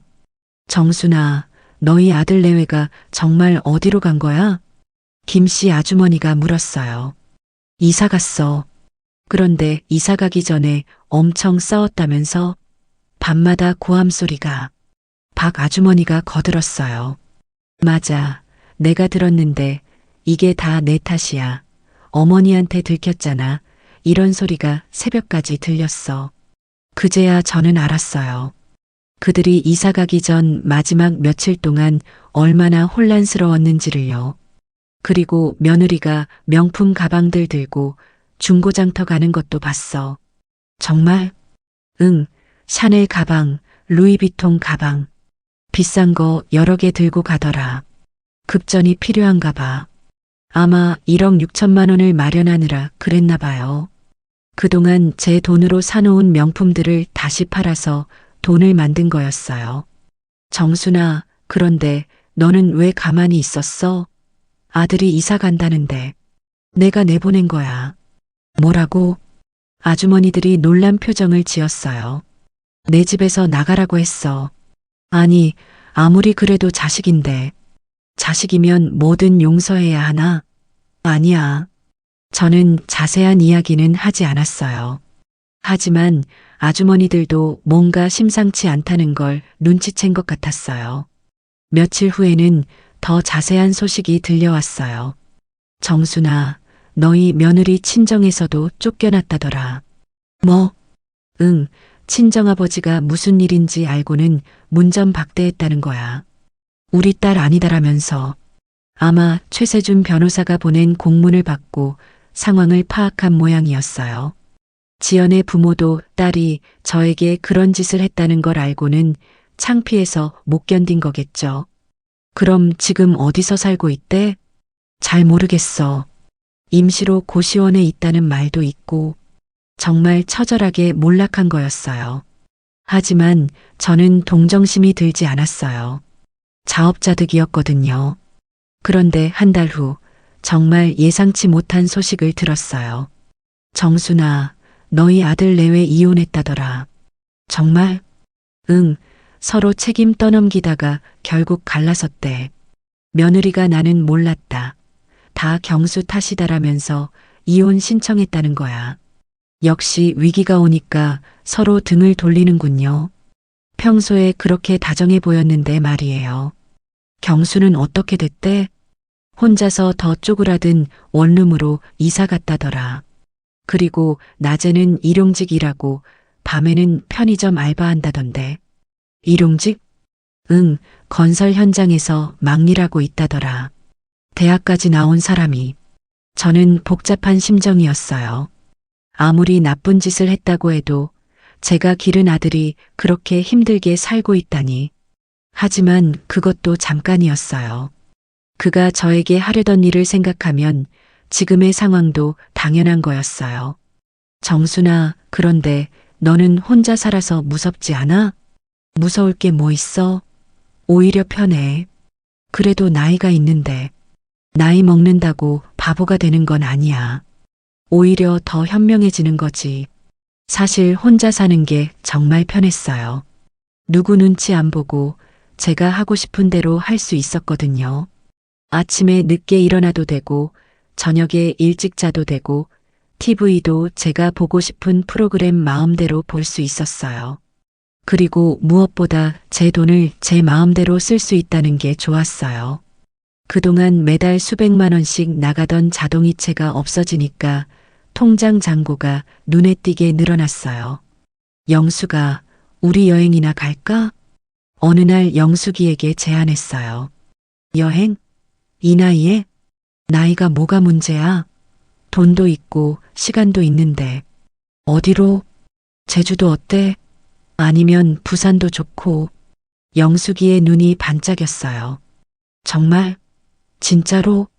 그럼 우리 평생 고생만 했잖아.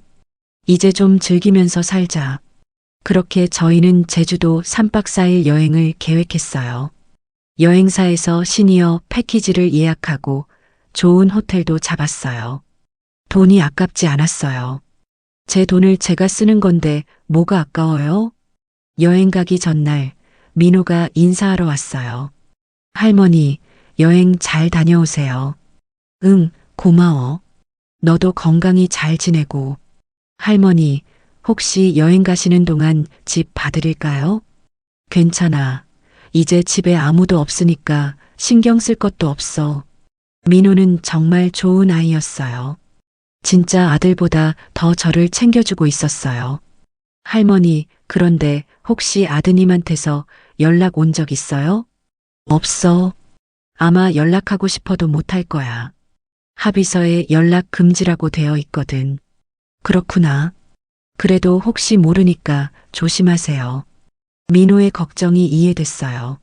하지만 저는 더 이상 두렵지 않았어요. 법적으로도 보호받고 있었고 무엇보다 제가 강해졌거든요. 제주도 여행은 정말 즐거웠어요. 50년 넘게 알고 지낸 영숙이와 함께 바다를 보고 맛있는 음식을 먹고 예쁜 카페에서 커피도 마셨어요. 사진도 많이 찍었고요. 정순아, 이런 게 진짜 인생이지. 맞아. 왜 이제야 이런 걸 해보나 싶어. 앞으로 자주 여행하자. 그래, 부산도 가고 경주도 가고. 여행에서 돌아온 후 저는 새로운 취미도 시작했어요. 동네 문화센터에서 하는 서예 교실에 등록한 거예요. 선생님이 말씀하시더라고요. 어르신, 글씨체가 참 힘이 있으시네요. 그런가요? 네, 보통 나이 드신 분들은 글씨가 떨리는 경우가 많은데 어르신은 정말 단단하세요. 그 말을 듣고 뿌듯했어요. 제 마음처럼 글씨도 단단해진 거였어요. 서예 교실에서 만난 할머니들과도 친해졌어요. 다들 각자의 사연이 있었지만 모두 긍정적으로 살고 계셨어요. 정순 씨, 혼자 살면서 무섭지 않아요? 한 할머니가 물었어요. 무서울 게 뭐 있어요? 오히려 자유롭고 좋은걸요. 부럽네요. 저는 아직도 가족들 눈치 보면서 살아요. 눈치 볼 필요 없어요. 우리가 얼마나 오래 살 수 있겠어요? 남은 시간이라도 제대로 살아야죠. 그 할머니가 고개를 끄덕이셨어요. 저는 정말로 새로운 인생을 살고 있다는 느낌이었어요. 70이 넘은 나이에 이런 변화가 가능하다는 게 신기했어요. 하지만 가끔은 예전 생각이 나기도 했어요. 경수가 어떻게 살고 있을까? 손주는 어떻게 지내고 있을까?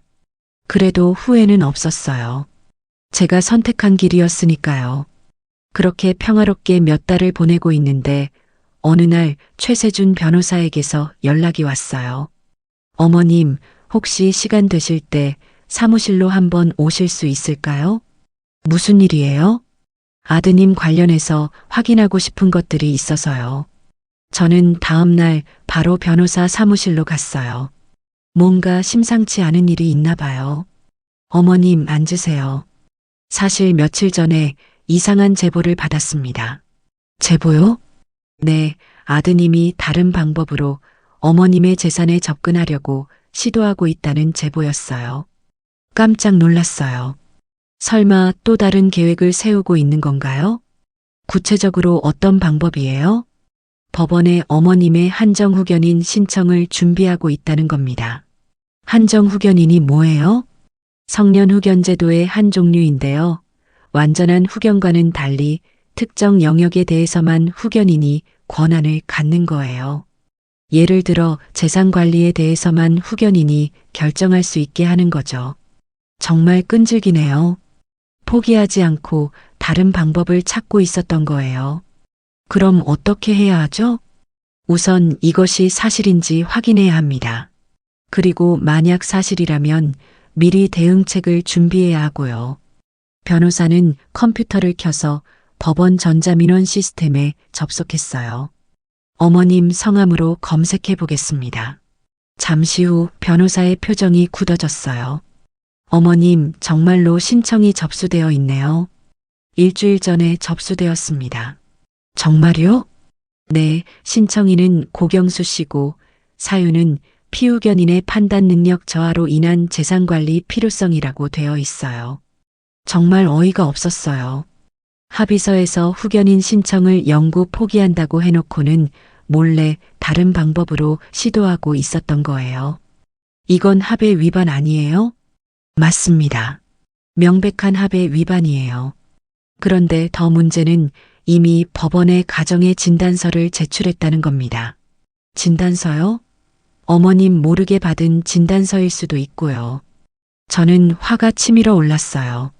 정말 끈질기게도 포기하지 않고 있었네요. 그럼 지금 어떻게 해야 하죠? 일단 법원에 이의 신청을 하겠습니다. 그리고 합의서 위반에 대한 손해배상도 청구하고요. 필요하다면 형사 고발도 준비하겠습니다. 그런데 진단서는 어떻게 받았을까요? 여러 가지 방법이 있어요. 어머님이 다른 병원에 가셨을 때 몰래 정신과 상담을 요청했을 수도 있고 아니면 서류를 조작했을 수도 있어요. 생각해보니 한 달 전에 감기 때문에 동네 병원에 간 적이 있었어요. 그때 뭔가 이상했던 게 간호사가 제게 가족분이 걱정을 많이 하신다고 말했던 거예요. 그때는 별 생각 없이 넘어갔는데 지금 생각해보니 경수가 미리 병원에 뭔가 이야기해 둔 것 같아요. 변호사님, 한 달 전에 동네 내과에 간 적이 있어요. 그때 뭔가 이상했는데 저는 그때 일을 자세히 설명했어요. 변호사는 메모를 하며 들었어요. 아마 그때일 가능성이 높네요. 의사에게 미리 어머니가 치매 증상이 있다고 말해두고 어머님이 오시면 그런 관점에서 진찰하도록 유도했을 수도 있어요. 그런 것도 가능해요? 불행히도 가능합니다. 특히 정신과 관련 진단은 주관적인 부분이 많아서요. 정말 치밀했어요. 저는 그런 줄도 모르고 당당하게 병원에 갔었는데 그때 이미 함정에 빠져 있었던 거예요. 그럼 그 진단서로 후견인 신청이 받아들여질 수 있나요? 가능성은 있어요. 하지만 저희가 제대로 대응하면 막을 수 있습니다. 변호사는 즉시 대응에 나섰어요. 우선 법원에 긴급 이의 신청을 했어요. 그리고 제가 정상적인 판단 능력을 가지고 있다는 것을 증명하기 위해 종합병원에서 정밀검사를 받도록 했어요. 어머님, 종합병원에서 인지능력 검사, 치매 검사 등을 받으시면 됩니다. 결과가 정상으로 나오면 후견인 신청을 무력화시킬 수 있어요. 며칠 후 저는 대학병원에서 정밀검사를 받았어요. 인지능력 검사, 치매 검사, 정신과 상담까지 받았어요.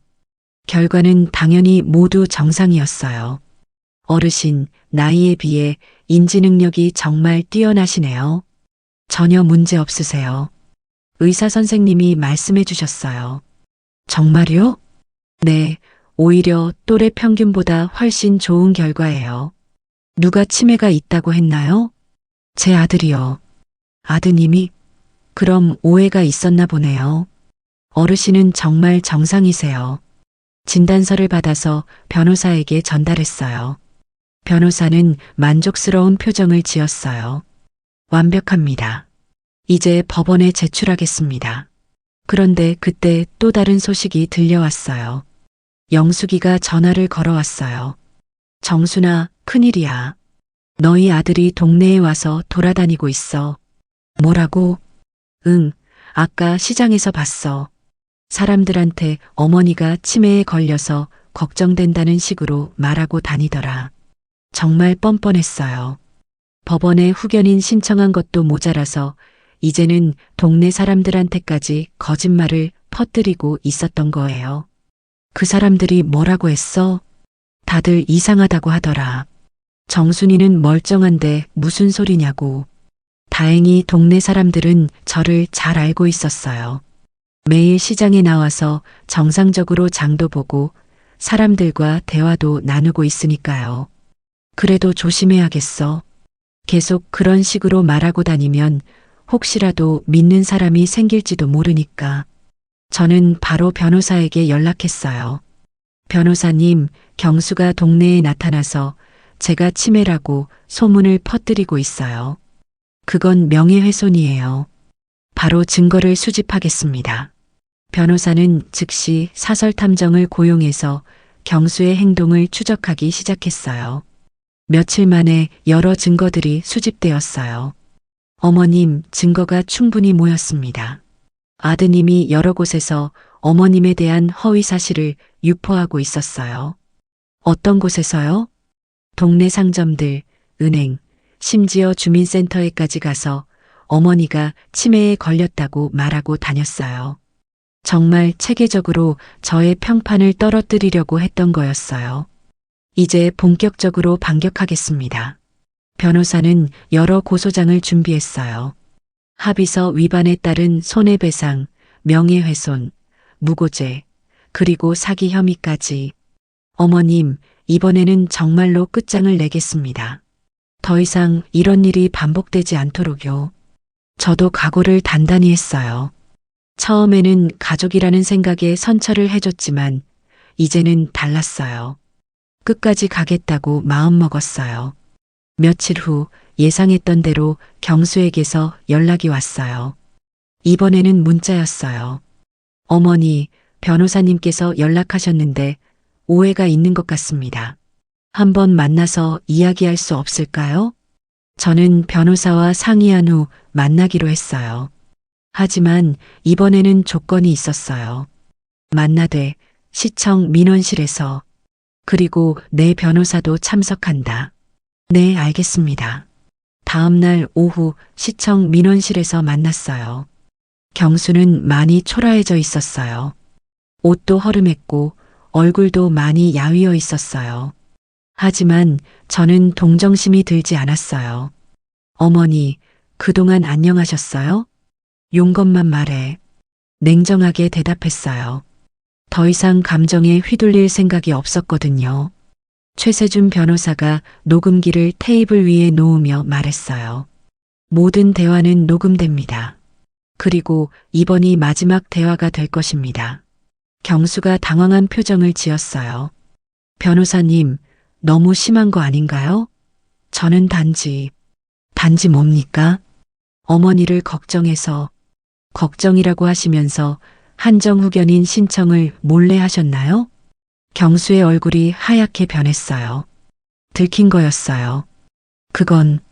그리고 동네 곳곳에 다니면서 어머님이 치매라고 거짓말을 퍼뜨린 것도 걱정 때문인가요? 저는 합의서에 분명히 후견인 신청 포기라고 되어 있습니다. 그런데 왜 한정 후견인 신청을 했나요? 경수는 대답할 말이 없었어요. 어떻게 대답해도 자신에게 불리한 상황이었거든요. 어머니, 제가 정말 급해서. 뭐가 급해? 빚쟁이들이 계속 괴롭히고 있어요. 이자만으로도 매달 1,000만 원씩. 그래서 내 재산을 노린 거야? 어머니 재산이 나중에는 제게 올 거 아니에요? 정말 뻔뻔했어요. 여전히 제 재산을 자기 것으로 생각하고 있었어요. 누가 내게 준다고 했어? 네. 내 재산은 내가 죽기 전에 모두 기부할 거야. 경수가 깜짝 놀란 표정을 지었어요. 어머니, 설마가 아니라 진짜야. 이미 변호사님과 상의해서 유언장도 작성했어. 사실 유언장은 아직 작성하지 않았지만 그렇게 말하고 싶었어요. 그럼 저는 어떻게 해요? 내가 알아서 해결해. 내가 왜 내 빚을 책임져야 해? 어머니, 제발. 경수가 무릎을 꿇으려고 했지만 저는 제지했어요. 그만해. 더 이상 보기 싫어. 최세준 변호사가 서류를 꺼냈어요. 고경수 씨, 합의서 위반에 대한 손해배상으로 5천만 원을 청구합니다. 그리고 명예훼손과 무고죄로 형사 고발도 진행하겠습니다. 변호사님, 그럼 저는 어떻게? 그건 고경수 씨가 알아서 하실 일입니다. 법정에서 뵙겠습니다. 경수는 더 이상 할 말이 없었어요. 그는 절망적인 표정으로 민원실을 나갔어요. 어머님, 이제 정말로 끝났습니다. 정말요? 네, 이번에는 형사처벌까지 받게 될 거예요. 더 이상 어머님을 괴롭힐 수 없을 겁니다. 그날 저녁 집에 돌아와서 저는 오랜만에 속이 시원했어요. 드디어 모든 것이 정리된 것 같았어요. 며칠 후 법원에서 연락이 왔어요. 경수의 한정후견인 신청이 기각되었다는 내용이었어요. 제가 받은 정밀 검사 결과가 결정적인 역할을 했다고 하더군요. 어머님, 완전 승리입니다. 변호사가 기쁜 목소리로 말했어요. 그리고 형사 고발건도 검찰에서 받아들여서 수사가 시작됐습니다. 정말요? 네, 합의서 위반, 명예훼손, 무고죄 등 여러 혐의로 기소될 가능성이 높습니다. 한 달 후 경수는 정말로 기소되었어요. 그리고 1심에서 징역 1년에 집행유예 2년을 선고받았어요. 그리고 손해배상 5천만 원도 함께 명령받았어요. 어머님, 이제 정말로 안전하시네요. 고마워요, 변호사님. 정말 고생 많으셨어요. 별 말씀을요. 정의를 실현한 것뿐입니다. 그 소식을 들은 동네 사람들은 모두 놀라워했어요. 정순아, 진짜 내 아들이 그런 짓을 했다는 거야? 응, 나를 정신병원에 보내려고 했어. 세상에, 요즘 세상이 어떻게 된 거야? 그래도 정순이가 잘 이겨냈네. 대단해. 동네 사람들은 저를 보는 눈이 달라졌어요. 동정이 아니라 존경하는 눈빛이었어요. 정순 씨, 어떻게 그렇게 용기를 낼 수 있었어요? 서예 교실에서 한 할머니가 물었어요. 용기라기보다는 포기하고 싶지 않았어요. 제가 평생 고생해서 모은 걸 그런 식으로 빼앗기고 싶지 않았거든요. 대단해요. 저 같으면 가족이라는 생각에 그냥 당했을 것 같은데, 가족이라고 해서 무조건 참아야 한다는 법은 없어요. 잘못된 건 잘못됐다고 말해야죠. 그 후로 제게 상담을 요청하는 할머니들이 많아졌어요. 다들 비슷한 고민을 갖고 계셨거든요. 정순 씨, 저희 아들도 제 통장을 가져가려고 하는데, 정순 씨, 며느리가 제 이름으로 대출을 받았는데, 저는 제 경험을 바탕으로 조언해 드렸어요. 그리고 필요하면 최세준 변호사를 소개해 드렸고요. 가장 중요한 건 포기하지 않는 거예요. 나이가 많다고 해서 당해야 한다는 법은 없거든요. 그렇게 저는 동네에서 유명한 강한 할머니가 되었어요. 하지만 그게 나쁘지 않았어요. 오히려 뿌듯했어요. 어느 날 민호가 찾아왔어요. 할머니, 요즘 정말 유명하시던데요? 무슨 유명해? 동네에서 정순 할머니처럼 살아야 한다는 말이 나오고 있어요. 그래, 부끄럽네. 부끄러울 게 뭐 있어요? 정말 멋있으시거든요. 민호의 말을 들으니 기분이 좋았어요. 제가 옳은 일을 했다는 확신이 들었거든요. 민호야, 내가 아니었다면 이 모든 게 불가능했을 거야. 저는 그냥 알려만 드렸을 뿐이에요. 모든 건 할머니께서 하신 거예요. 그래도 고마워. 정말로. 그날 밤 저는 거울 앞에 서서 제 모습을 봤어요. 주름은 더 깊어졌지만 눈빛은 더 또렷해진 것 같았어요. 그리고 무엇보다 당당해졌어요. 윤정순, 참 잘했어. 혼자 중얼거리며 웃었어요. 정말로 잘 견뎌낸 것 같았어요. 경수가 형사처벌을 받은 후 몇 달이 지났을 때 저는 완전히 새로운 사람이 된 기분이었어요. 더 이상 누구를 두려워하지 않았고 제 인생을 온전히 제가 주도하고 있었거든요. 그런데 어느 날 예상치 못한 연락이 왔어요. 손주 승민이에게서였어요. 할머니, 오랜만에 듣는 손주의 목소리였어요. 고등학생이 된 승민이는 목소리가 많이 낮아져 있었어요. 승민아, 잘 지내고 있었니? 할머니, 만날 수 있을까요? 만나고는 싶지만 내 아빠가 금지령을 어기면 안 되잖아. 아빠 몰래 나올게요. 정말 할머니가 보고 싶어요. 승민이의 목소리에서 절실함이 느껴졌어요. 저도 손주가 보고 싶었지만 법적인 문제가 걸려 있었어요. 최세준 변호사와 상의했어요. 변호사님, 손주하고는 만날 수 있나요? 접근금지 명령은 고경수 씨와 오지연 씨에게만 적용됩니다. 손자분과는 별개의 문제예요. 그럼 만나도 되는 거네요? 네, 다만 아이가 미성년자라서 부모의 동의 없이 만나는 것은 조심스럽긴 해요. 하지만 저는 손주를 만나기로 했어요.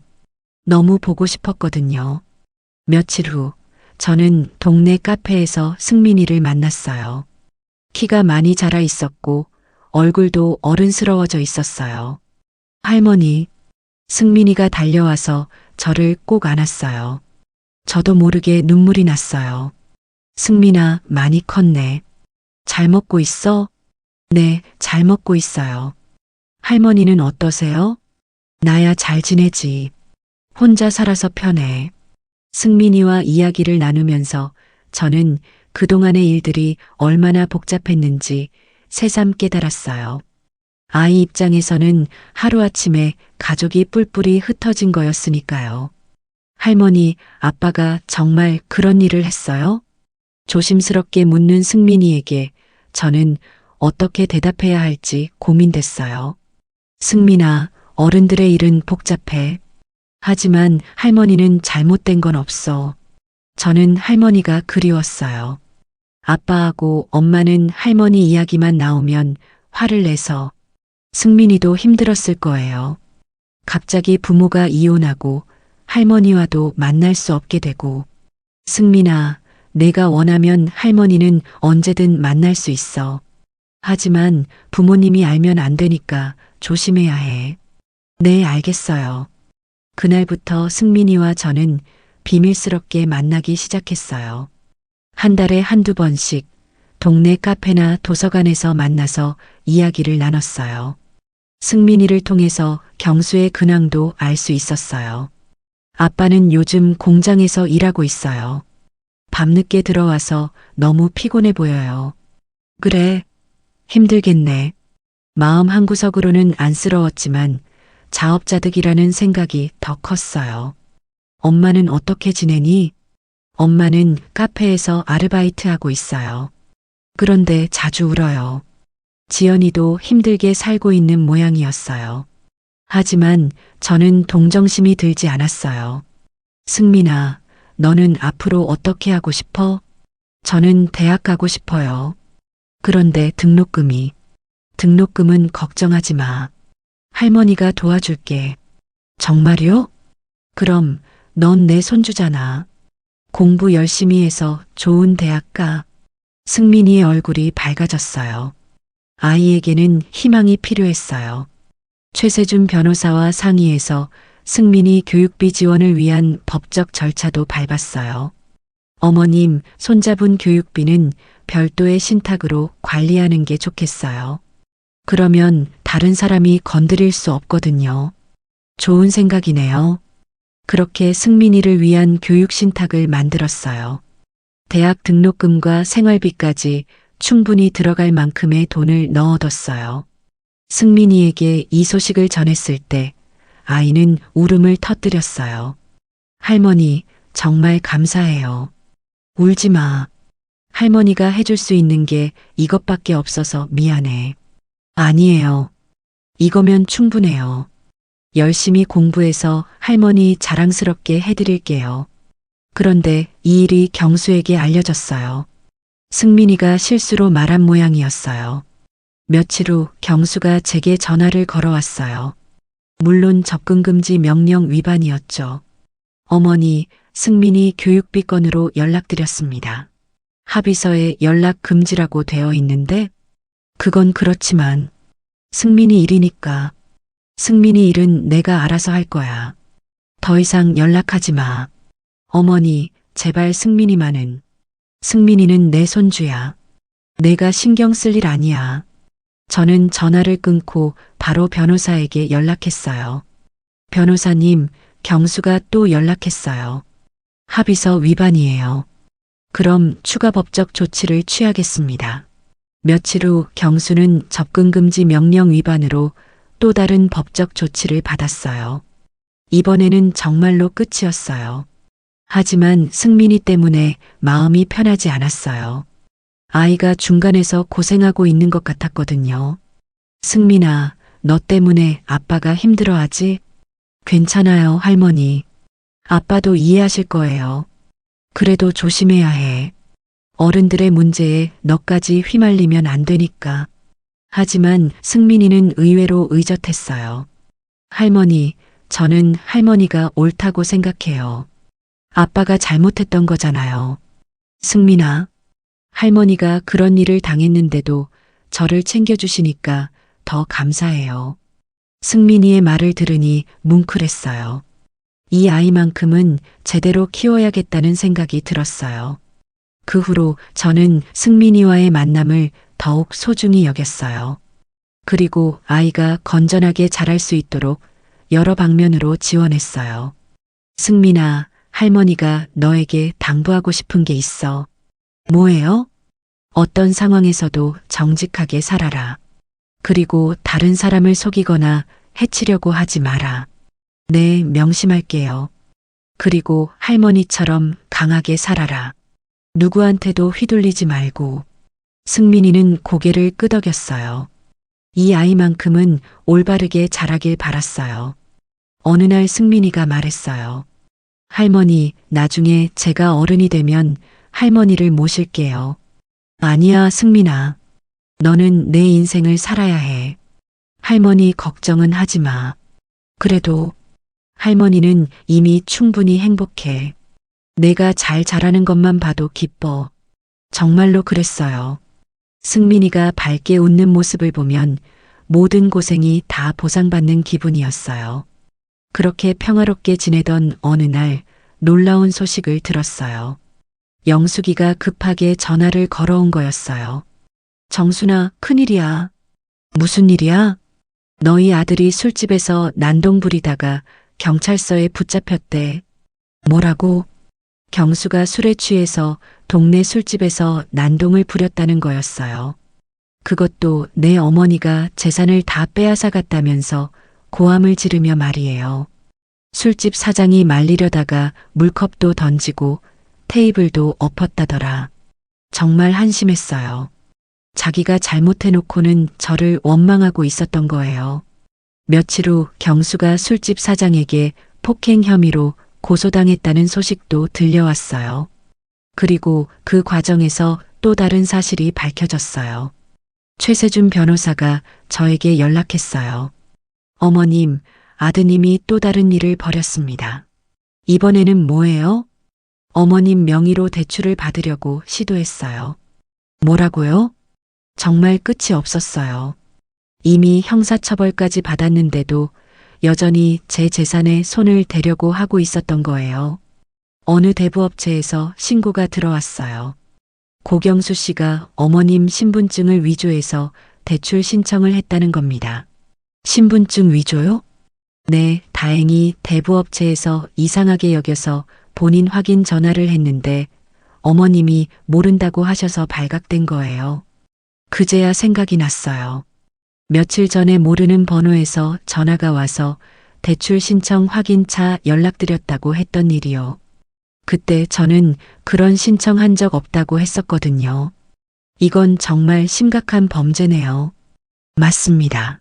신분증 위조, 사문서 위조, 사기 시도 등 여러 혐의가 적용될 수 있어요. 저는 이제 정말로 참을 수 없었어요. 이미 여러 번 경고했는데도 계속 이런 짓을 하다니요. 변호사님, 이번에는 정말로 끝까지 가겠어요. 어떻게 하시겠어요? 형사 고발하고 손해배상도 청구하고 모든 법적 조치를 다 취해주세요. 며칠 후 경수는 또다시 경찰서에 불려갔어요. 이번에는 신분증 위조와 사기 시도 혐의였어요. 그리고 이 일이 동네에 알려지면서 사람들의 반응도 달라졌어요. 정순아, 너희 아들이 정말 그런 일을 또 했다는 거야? 응, 내 신분증을 위조해서 대출받으려고 했어. 세상에, 정말 끝이 없네. 이제는 정말로 가족이라고 생각하지 않아. 동네 사람들도 이제는 경수에 대해 혀를 찼어요. 처음에는 그래도 아들인데라고 했던 분들도 이제는 저런 자식은 자식이 아니다라고 말했어요. 한편으로는 지연이에 대한 소식도 들려왔어요. 정순아, 너희 며느리가 사기 사건에 연루됐다더라. 뭔 사기? 인터넷으로 명품 가방 판다고 해놓고 돈만 받고 물건을 안 보내준 거래. 여러 명이 당했다던데. 지연이도 돈에 쪼들려서 그런 일을 했나 봐요. 정말 한심했어요. 그래서 어떻게 됐대? 고소당해서 조사받고 있다더라. 금액이 꽤 크다던데. 결국 그 부부는 둘 다 범죄자가 되어버린 거였어요. 이런 상황에서 제가 가장 걱정된 건 승민이었어요. 부모가 모두 이런 상황이니 아이가 얼마나 힘들까 싶었거든요. 승민이와 만났을 때 물어봤어요. 승민아, 요즘 힘들지? 좀 힘들어요. 학교에서도 소문이 나서. 무슨 소문? 아빠가 범죄자라고. 친구들이 수군거려요. 정말 안쓰러웠어요. 아이에게는 죄가 없는데 부모 때문에 고생하고 있는 거였어요. 승민아, 힘들면 언제든 할머니한테 와.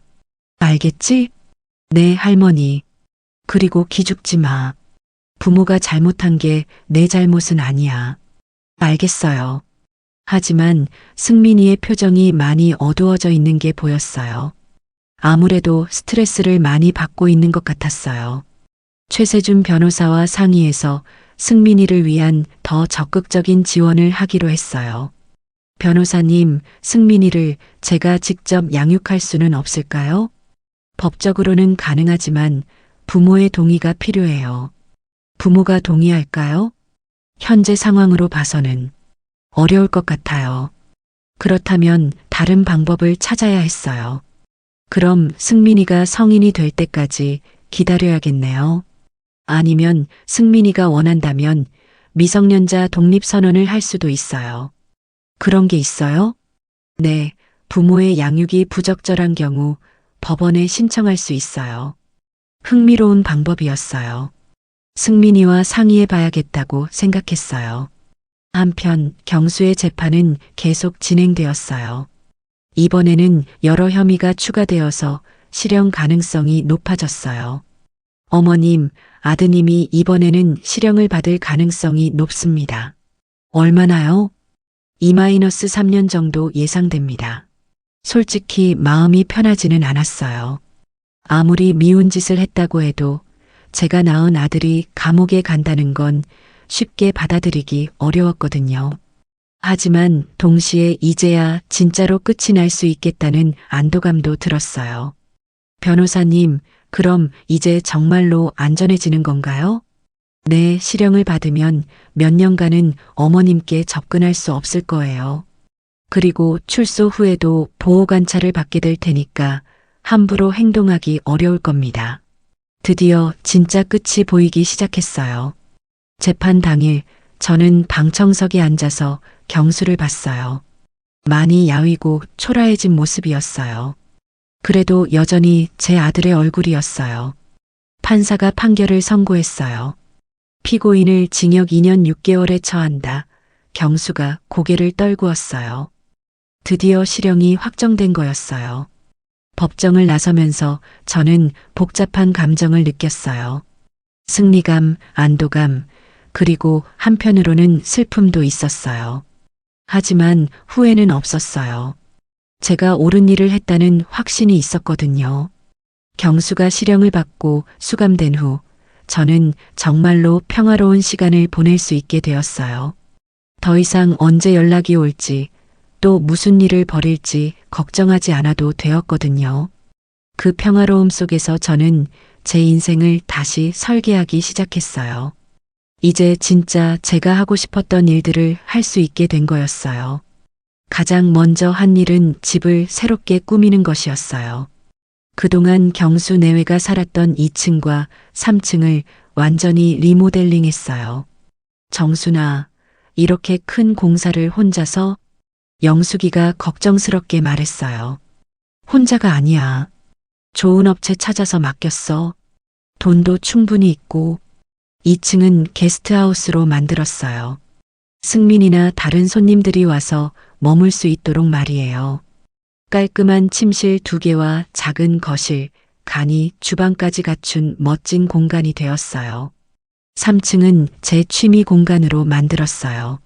서예를 할 수 있는 작은 서재와 독서를 위한 공간, 그리고 운동할 수 있는 작은 헬스장까지 만들었어요. 할머니, 여기 정말 멋져요. 승민이가 리모델링이 끝난 집을 보고 감탄했어요. 마음에 들어? 여기 2층은 내 방이야. 언제든 와서 지내도 돼. 정말요? 그럼 내가 대학 갈 때까지 여기서 지내는 것도 좋을 것 같은데. 승민이의 눈이 반짝였어요. 아이도 새로운 환경에서 지내고 싶어 하는 것 같았어요. 최세준 변호사와 상의해서 승민이가 제 집에서 지낼 수 있도록 법적 절차도 밟았어요. 어머님, 현재 아버지가 수감 중이고 어머니도 사기 사건으로 조사를 받고 있는 상황이라 임시 보호자 지정이 가능할 것 같아요. 정말요? 네, 승민이가 원한다면 충분히 가능합니다. 그렇게 승민이는 정식으로 제 집에서 지내게 되었어요. 오랜만에 집에 활기가 돌았어요. 할머니, 아침 식사 제가 만들어 드릴게요. 아니야, 할머니가 할게. 가끔은 제가 해드리고 싶어요. 승민이는 정말 착한 아이였어요. 부모가 그런 일을 벌였는데도 마음이 고팠어요. 저는 승민이와 함께 생활하면서 새로운 즐거움을 발견했어요. 아이와 함께 요리도 하고 영화도 보고 이야기도 나누면서 말이에요. 할머니는 어떻게 그렇게 강하실 수 있어요? 어느 날 승민이가 물었어요. 강하다기보다는 포기하고 싶지 않았어. 내가 평생 고생해서 모은 걸 그냥 내줄 수는 없었거든. 저도 할머니처럼 강해지고 싶어요. 승민아, 넌 이미 충분히 강해. 이런 상황에서도 꿋꿋하게 버티고 있잖아. 승민이와의 생활은 정말 즐거웠어요. 하지만 때로는 걱정도 되었어요. 아이가 친구들 사이에서 어떤 시선을 받고 있을까 하는 걱정 말이에요. 승민아, 학교에서 힘든 일 없어? 가끔 친구들이 수군거리긴 해요. 하지만 진짜 친한 친구들은 이해해줘요. 그래도 힘들면 언제든 말해. 할머니가 해결해 줄게. 고마워요, 할머니. 그런데 어느 날 승민이가 학교에서 문제가 생겼다고 연락이 왔어요. 할머니, 학교에 좀 와주실 수 있나요? 무슨 일이야? 다른 학생이 저를 놀리다가 싸움이 났어요. 저는 바로 학교로 달려갔어요.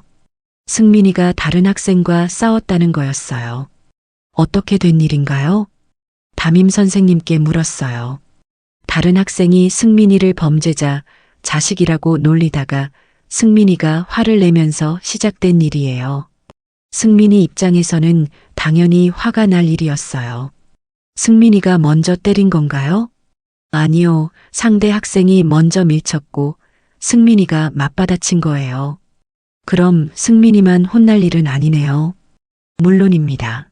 두 학생 모두 잘못이 있어요. 저는 승민이와 함께 상대 학생 부모님을 만났어요.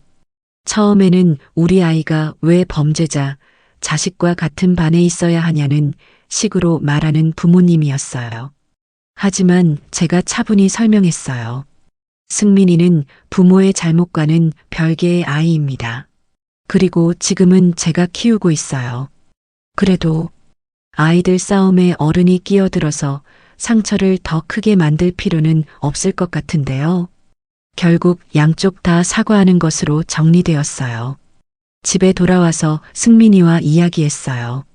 승민아, 앞으로 이런 일이 또 생길 수도 있어. 어떻게 할 거야?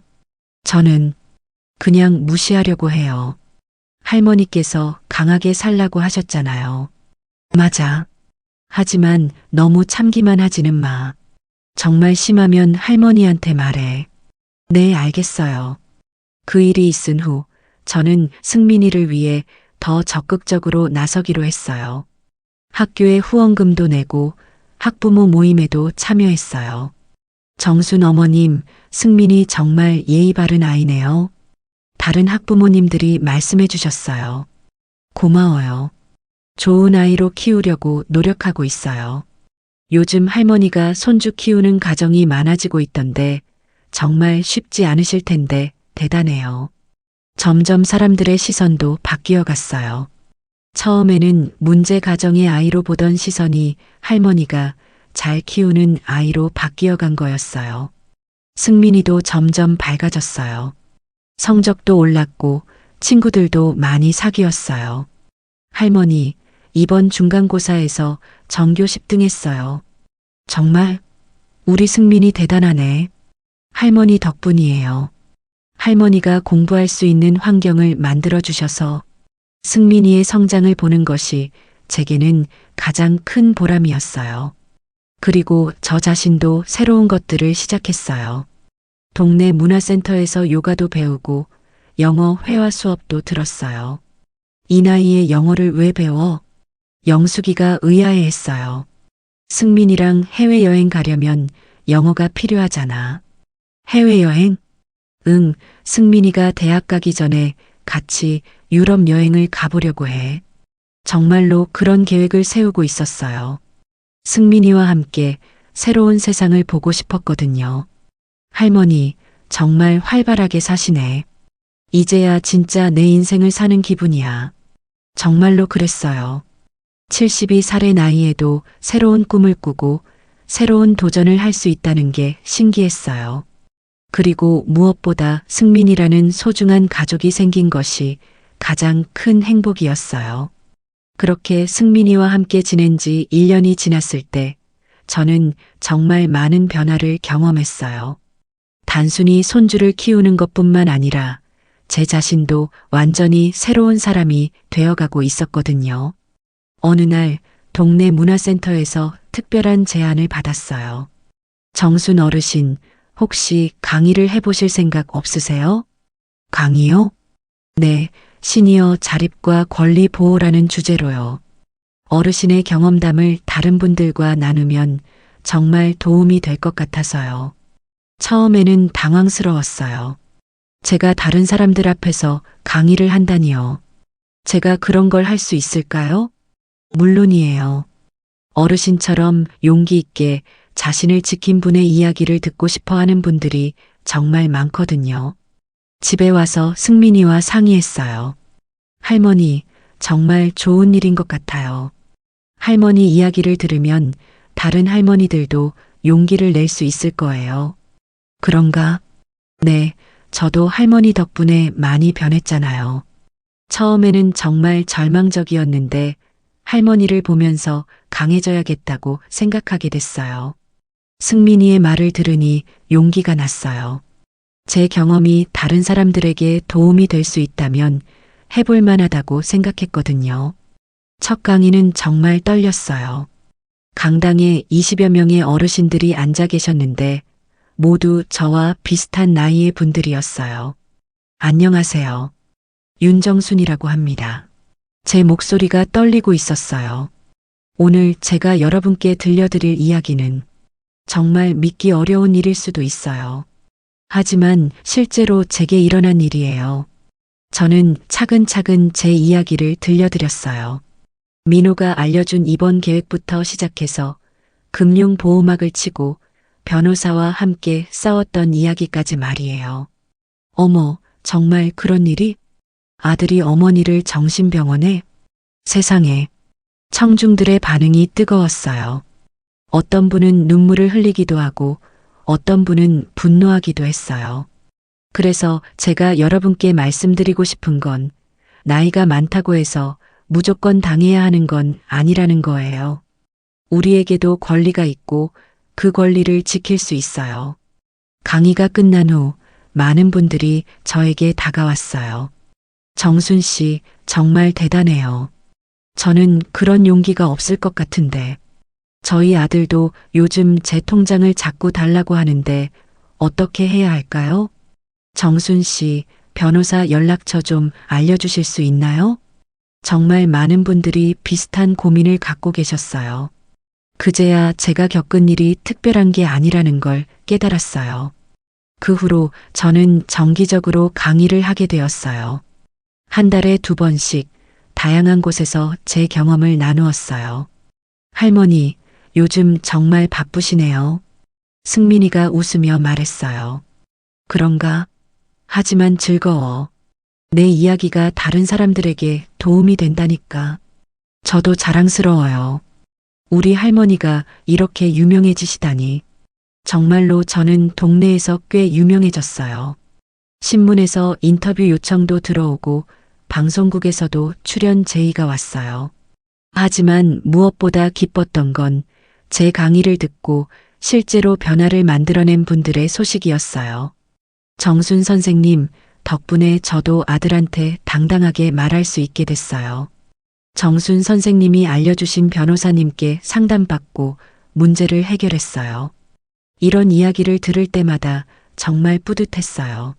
한편 승민이는 고등학교 3학년이 되어 대학 입시를 준비하고 있었어요. 할머니, 저는 법학과에 가고 싶어요. 법학과? 네, 할머니께서 변호사님과 함께 싸우는 모습을 보면서 법이 얼마나 중요한지 깨달았어요. 저도 나중에 할머니 같은 분들을 도와드리고 싶어요. 승민이의 말을 들으니 정말 뿌듯했어요. 제 경험이 아이에게도 좋은 영향을 미쳤다는 게 느껴졌거든요. 그럼 열심히 공부해야겠네. 네, 할머니가 지원해 주신 덕분에 마음 놓고 공부할 수 있어요. 정말로 승민이는 열심히 공부했어요. 제가 3층에 만든 독서실에서 밤늦게까지 책을 보는 모습을 보면 대견했어요. 그런데 어느 날 예상치 못한 연락이 왔어요. 경수가 출소를 앞두고 있다는 연락이었어요. 최세준 변호사가 전화를 걸어왔어요. 어머님, 아드님이 다음 달에 출소 예정입니다. 벌써요? 형기가 단축되었나 봅니다. 모범수로 지냈다고 하네요. 복잡한 기분이었어요. 한편으로는 안도감도 있었지만 다른 한편으로는 또 무슨 일을 벌일까 하는 걱정도 있었거든요. 혹시 접근금지 명령은 아직 유효한가요? 네, 여전히 유효합니다. 출소한다고 해서 없어지는 건 아니거든요. 그래도 걱정은 되었어요. 승민이에게 어떻게 말해야 할지도 고민이었고요. 승민아, 내 아빠가 곧 출소한다는데. 아, 그래요? 승민이의 반응은 의외로 담담했어요. 만나고 싶어? 글쎄요. 잘 모르겠어요. 지금이 더 좋은 것 같은데요. 그래. 네, 할머니와 함께 지내면서 정말 많이 배웠어요. 아빠를 원망하지는 않지만 지금의 생활이 더 좋아요. 승민이의 말을 들으니 한편으로는 안쓰럽기도 했어요. 아이가 부모를 그리워하지 않는다는 게 슬프기도 했거든요. 하지만 다른 한편으로는 승민이가 현명하게 판단하고 있다는 생각도 들었어요. 승민아, 내 마음이 제일 중요해. 할머니는 내가 어떤 선택을 하든 지지할 거야. 고마워요, 할머니. 며칠 후 정말로 경수가 출소했다는 소식을 들었어요. 하지만 다행히 저희에게 연락을 하거나 접근하려는 시도는 없었어요. 영수가 경수가 나왔다더라. 그래. 그런데 연락은 없고? 응, 아직까지는. 그럼 정말 반성했나 보네. 저도 그렇게 생각하고 싶었어요. 2년 반의 시간이 그에게 반성의 기회가 되었기를 바랐거든요. 하지만 방심하지는 않았어요. 최세준 변호사와 상의해서 만약의 사태에 대비한 계획도 세워뒀고요. 어머님, 만약 아드님이 접근하거나 연락을 시도하면 바로 신고하세요. 네, 알겠어요. 다행히 그런 일은 일어나지 않았어요. 아마 경수도 더 이상 문제를 일으키고 싶지 않은 것 같았어요. 그렇게 저는 계속해서 제 새로운 인생을 살아갔어요. 강의도 하고 승민이도 키우고 새로운 취미도 배우면서 말이에요. 정순아, 요즘 정말 행복해 보여. 영숙이가 말했어요. 정말 행복해. 이런 삶이 있는 줄 몰랐어. 정말로 그랬어요. 70 넘어서 이런 새로운 인생을 살 수 있다는 게 신기하기까지 했어요. 이제 제 이야기의 마지막 부분을 들려드릴 차례네요. 그로부터 2년이 더 지났어요. 승민이는 원하던 법과대학에 합격했고 저는 여전히 제 속도로 살아가고 있어요. 오늘 아침도 평상시처럼 일어났어요. 창문을 열고 깊게 숨을 들이마셨죠. 이제는 아침이 두렵지 않아요. 오늘은 또 어떤 즐거운 일이 있을까 기대되거든요. 할머니, 아침 식사 준비됐어요. 승민이가 부엌에서 불러요. 대학생이 된 지금도 방학이면 저와 함께 지내거든요. 우리 승민이가 해준 아침이네. 고마워. 할머니께서 해주신 게 훨씬 많은걸요. 승민이는 정말 잘 자라줬어요. 법대에서도 우수한 성적을 유지하고 있고 방학이면 법무법인에서 인턴십도 하고 있어요. 최세준 변호사 사무실에서 일하면서 저처럼 어려운 상황에 있는 어르신들을 도와주고 있죠. 할머니, 오늘 강의 있으시죠? 응, 오후에 시청에서 해야 해. 제 강의는 이제 정기적인 프로그램이 되었어요. 윤정순의 당당한 노후라는 제목으로 매월 시청에서 강연을 하고 있어요. 매번 100명이 넘는 분들이 오세요. 이번에는 어떤 내용이에요? 내 돈은 내가 지킨다라는 주제야. 요즘 금융 사기가 많잖아. 좋은 주제네요. 할머니 강의 들으면 정말 도움이 많이 될 거예요. 아침을 먹고 나서 저는 산책을 나갔어요. 동네 한 바퀴 도는 게 제 일과예요. 길에서 만나는 분들과 인사를 나누는 것도 즐거워요. 정순 씨, 오늘도 건강하게 잘 지내시네요. 정순 선생님, 어제 TV에서 봤어요. 정말 멋있으시더라고요. 이제는 동네에서 유명인이 됐어요. 얼마 전에는 전국 방송에도 나갔거든요. 용기 있는 할머니라는 제목으로 제 이야기가 다큐멘터리로 만들어졌어요. 그 다큐멘터리를 본 후 전국에서 연락이 왔어요. 저와 비슷한 상황에 있는 분들, 도움을 요청하는 분들, 격려해 주시는 분들까지 정말 많았어요. 정순 선생님 덕분에 용기를 냈어요. 정순 선생님 이야기를 듣고 변호사를 찾아가 문제를 해결했어요. 저희 어머니도 정순 선생님처럼 강하게 살고 계세요. 이런 이야기들을 들을 때마다 정말 뿌듯해요. 제 경험이 다른 사람들에게 도움이 되고 있다는 게 느껴지거든요. 산책을 마치고 집에 돌아와서는 강의 준비를 했어요. 오늘 할 이야기들을 정리하고 필요한 자료들을 챙겼죠. 점심을 먹고 나서 시청으로 출발했어요. 승민이가 함께 가겠다고 했지만 괜찮다고 했어요. 이제는 혼자서도 충분히 할 수 있거든요. 할머니, 조심히 다녀오세요. 응, 저녁에 맛있는 거 해놔라. 시청 강당에 도착하니 벌써 많은 분들이 와 계셨어요.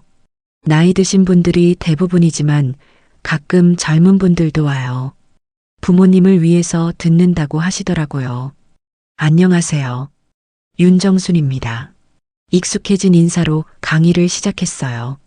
오늘은 내 돈은 내가 지킨다라는 주제로 이야기해 보려고 해요. 나이가 들수록 더 조심해야 할 것들이 있거든요. 1시간 30분 동안 열심히 이야기했어요. 제 경험을 바탕으로 한 실용적인 조언들이었어요. 은행 보안 설정하는 방법, 인감 관리하는 방법, 이상한 전화가 왔을 때 대처하는 방법까지 말이에요. 질문 있으시면 언제든 하세요. 많은 질문들이 나왔어요. 정순 선생님, 가족을 믿을 수 없다면 누구를 믿어야 하나요? 어려운 질문이었어요. 하지만 제 경험으로 답할 수 있었어요. 가족이라고 해서 무조건 믿어야 하는 건 아니에요.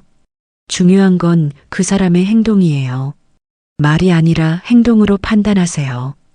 혹시 후회한 적은 없나요? 아드님을 그렇게 멀리한 것을. 이것도 자주 받는 질문이에요. 후회는 없어요. 만약 제가 참았다면 지금쯤 제 모든 걸 잃었을 거예요. 그리고 승민이도 제대로 키울 수 없었겠죠. 강의가 끝나고 나서도 많은 분들이 개별적으로 상담을 요청하셨어요. 저는 최대한 도와드렸어요. 필요하면 최세준 변호사 연락처도 알려드리고요. 집에 돌아오니 승민이가 저녁을 준비해 놓고 있었어요. 할머니, 강의 어떠셨어요? 좋았어. 많은 분들이 진지하게 들어주셨어. 할머니 덕분에 도움받는 분들이 정말 많을 거예요.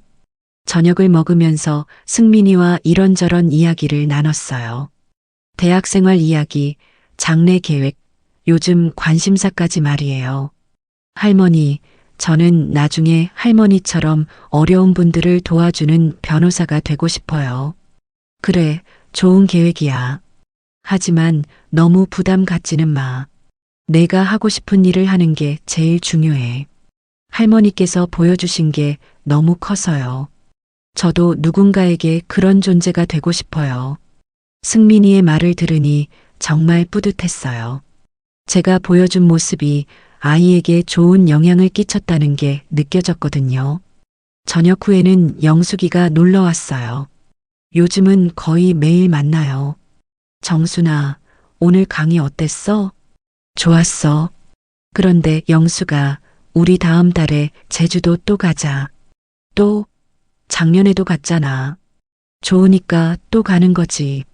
승민이도 방학이니까 같이 가고. 이제는 여행도 자주 가요.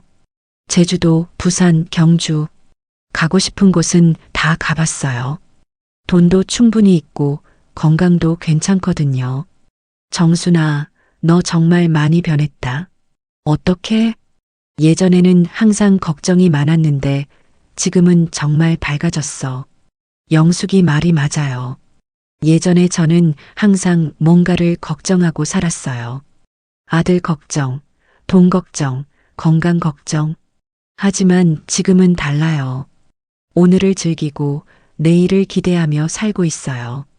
밤늦게 영숙이가 돌아간 후 저는 혼자 차를 마시며 창밖을 봤어요. 조용한 밤이었어요. 예전에는 이런 고요함이 외로웠는데 지금은 평화로워요. 제 삶을 돌아보니 정말 파란만장했어요.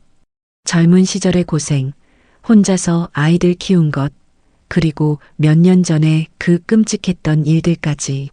하지만 모든 게 지나고 나니 감사해요. 그 모든 경험들이 지금의 저를 만들었거든요. 특히 경수와의 일은 처음에는 정말 힘들었지만 결과적으로는 제가 더 강해지는 계기가 되었어요. 그리고 승민이라는 소중한 가족도 얻었고요. 경수는 어떻게 지내고 있을까요? 가끔 궁금하긴 해요. 하지만 더 이상 걱정하지는 않아요. 그도 자신의 인생을 살아가고 있을 거예요. 지연이도 마찬가지고요. 들리는 소식으로는 둘 다 각자의 자리에서 열심히 살고 있다고 해요. 더 이상 문제를 일으키지도 않고요. 그것만으로도 다행이에요. 서로에게 상처 주지 않고 각자의 길을 가는 것, 그게 최선인 것 같아요. 이제 제 이야기가 끝나가네요. 여러분께 들려드리고 싶었던 건 나이가 들어도 포기하지 말라는 거예요. 우리에게도 권리가 있고 행복할 자격이 있어요. 가족이라는 이름으로 당하는 일들, 나이가 많다는 이유로 무시당하는 일들, 그런 건 절대 참을 필요 없어요. 당당하게 맞서세요. 도움이 필요하면 주변에 도움을 요청하세요.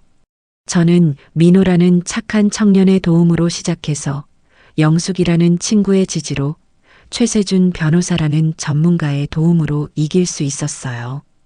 혼자가 아니었거든요. 여러분도 혼자가 아니에요. 용기를 내세요. 여러분의 인생은 여러분이 주인이에요. 오늘도 저는 제 속도로 제가 원하는 대로 살아갑니다. 내일도 그럴 거고 모레도 그럴 거예요. 그게 바로 제가 찾은 진짜 자유입니다. 여러분도 그런 자유를 찾으시길 바랄게요. 이상으로 제 이야기를 마치겠습니다. 들어주셔서 고맙습니다. 구독 버튼을 눌러주시면 영상을 만드는데 큰 힘이 됩니다. 다음에도 따뜻한 이야기로 찾아뵙겠습니다. 오늘도 시청해주셔서 고마워요.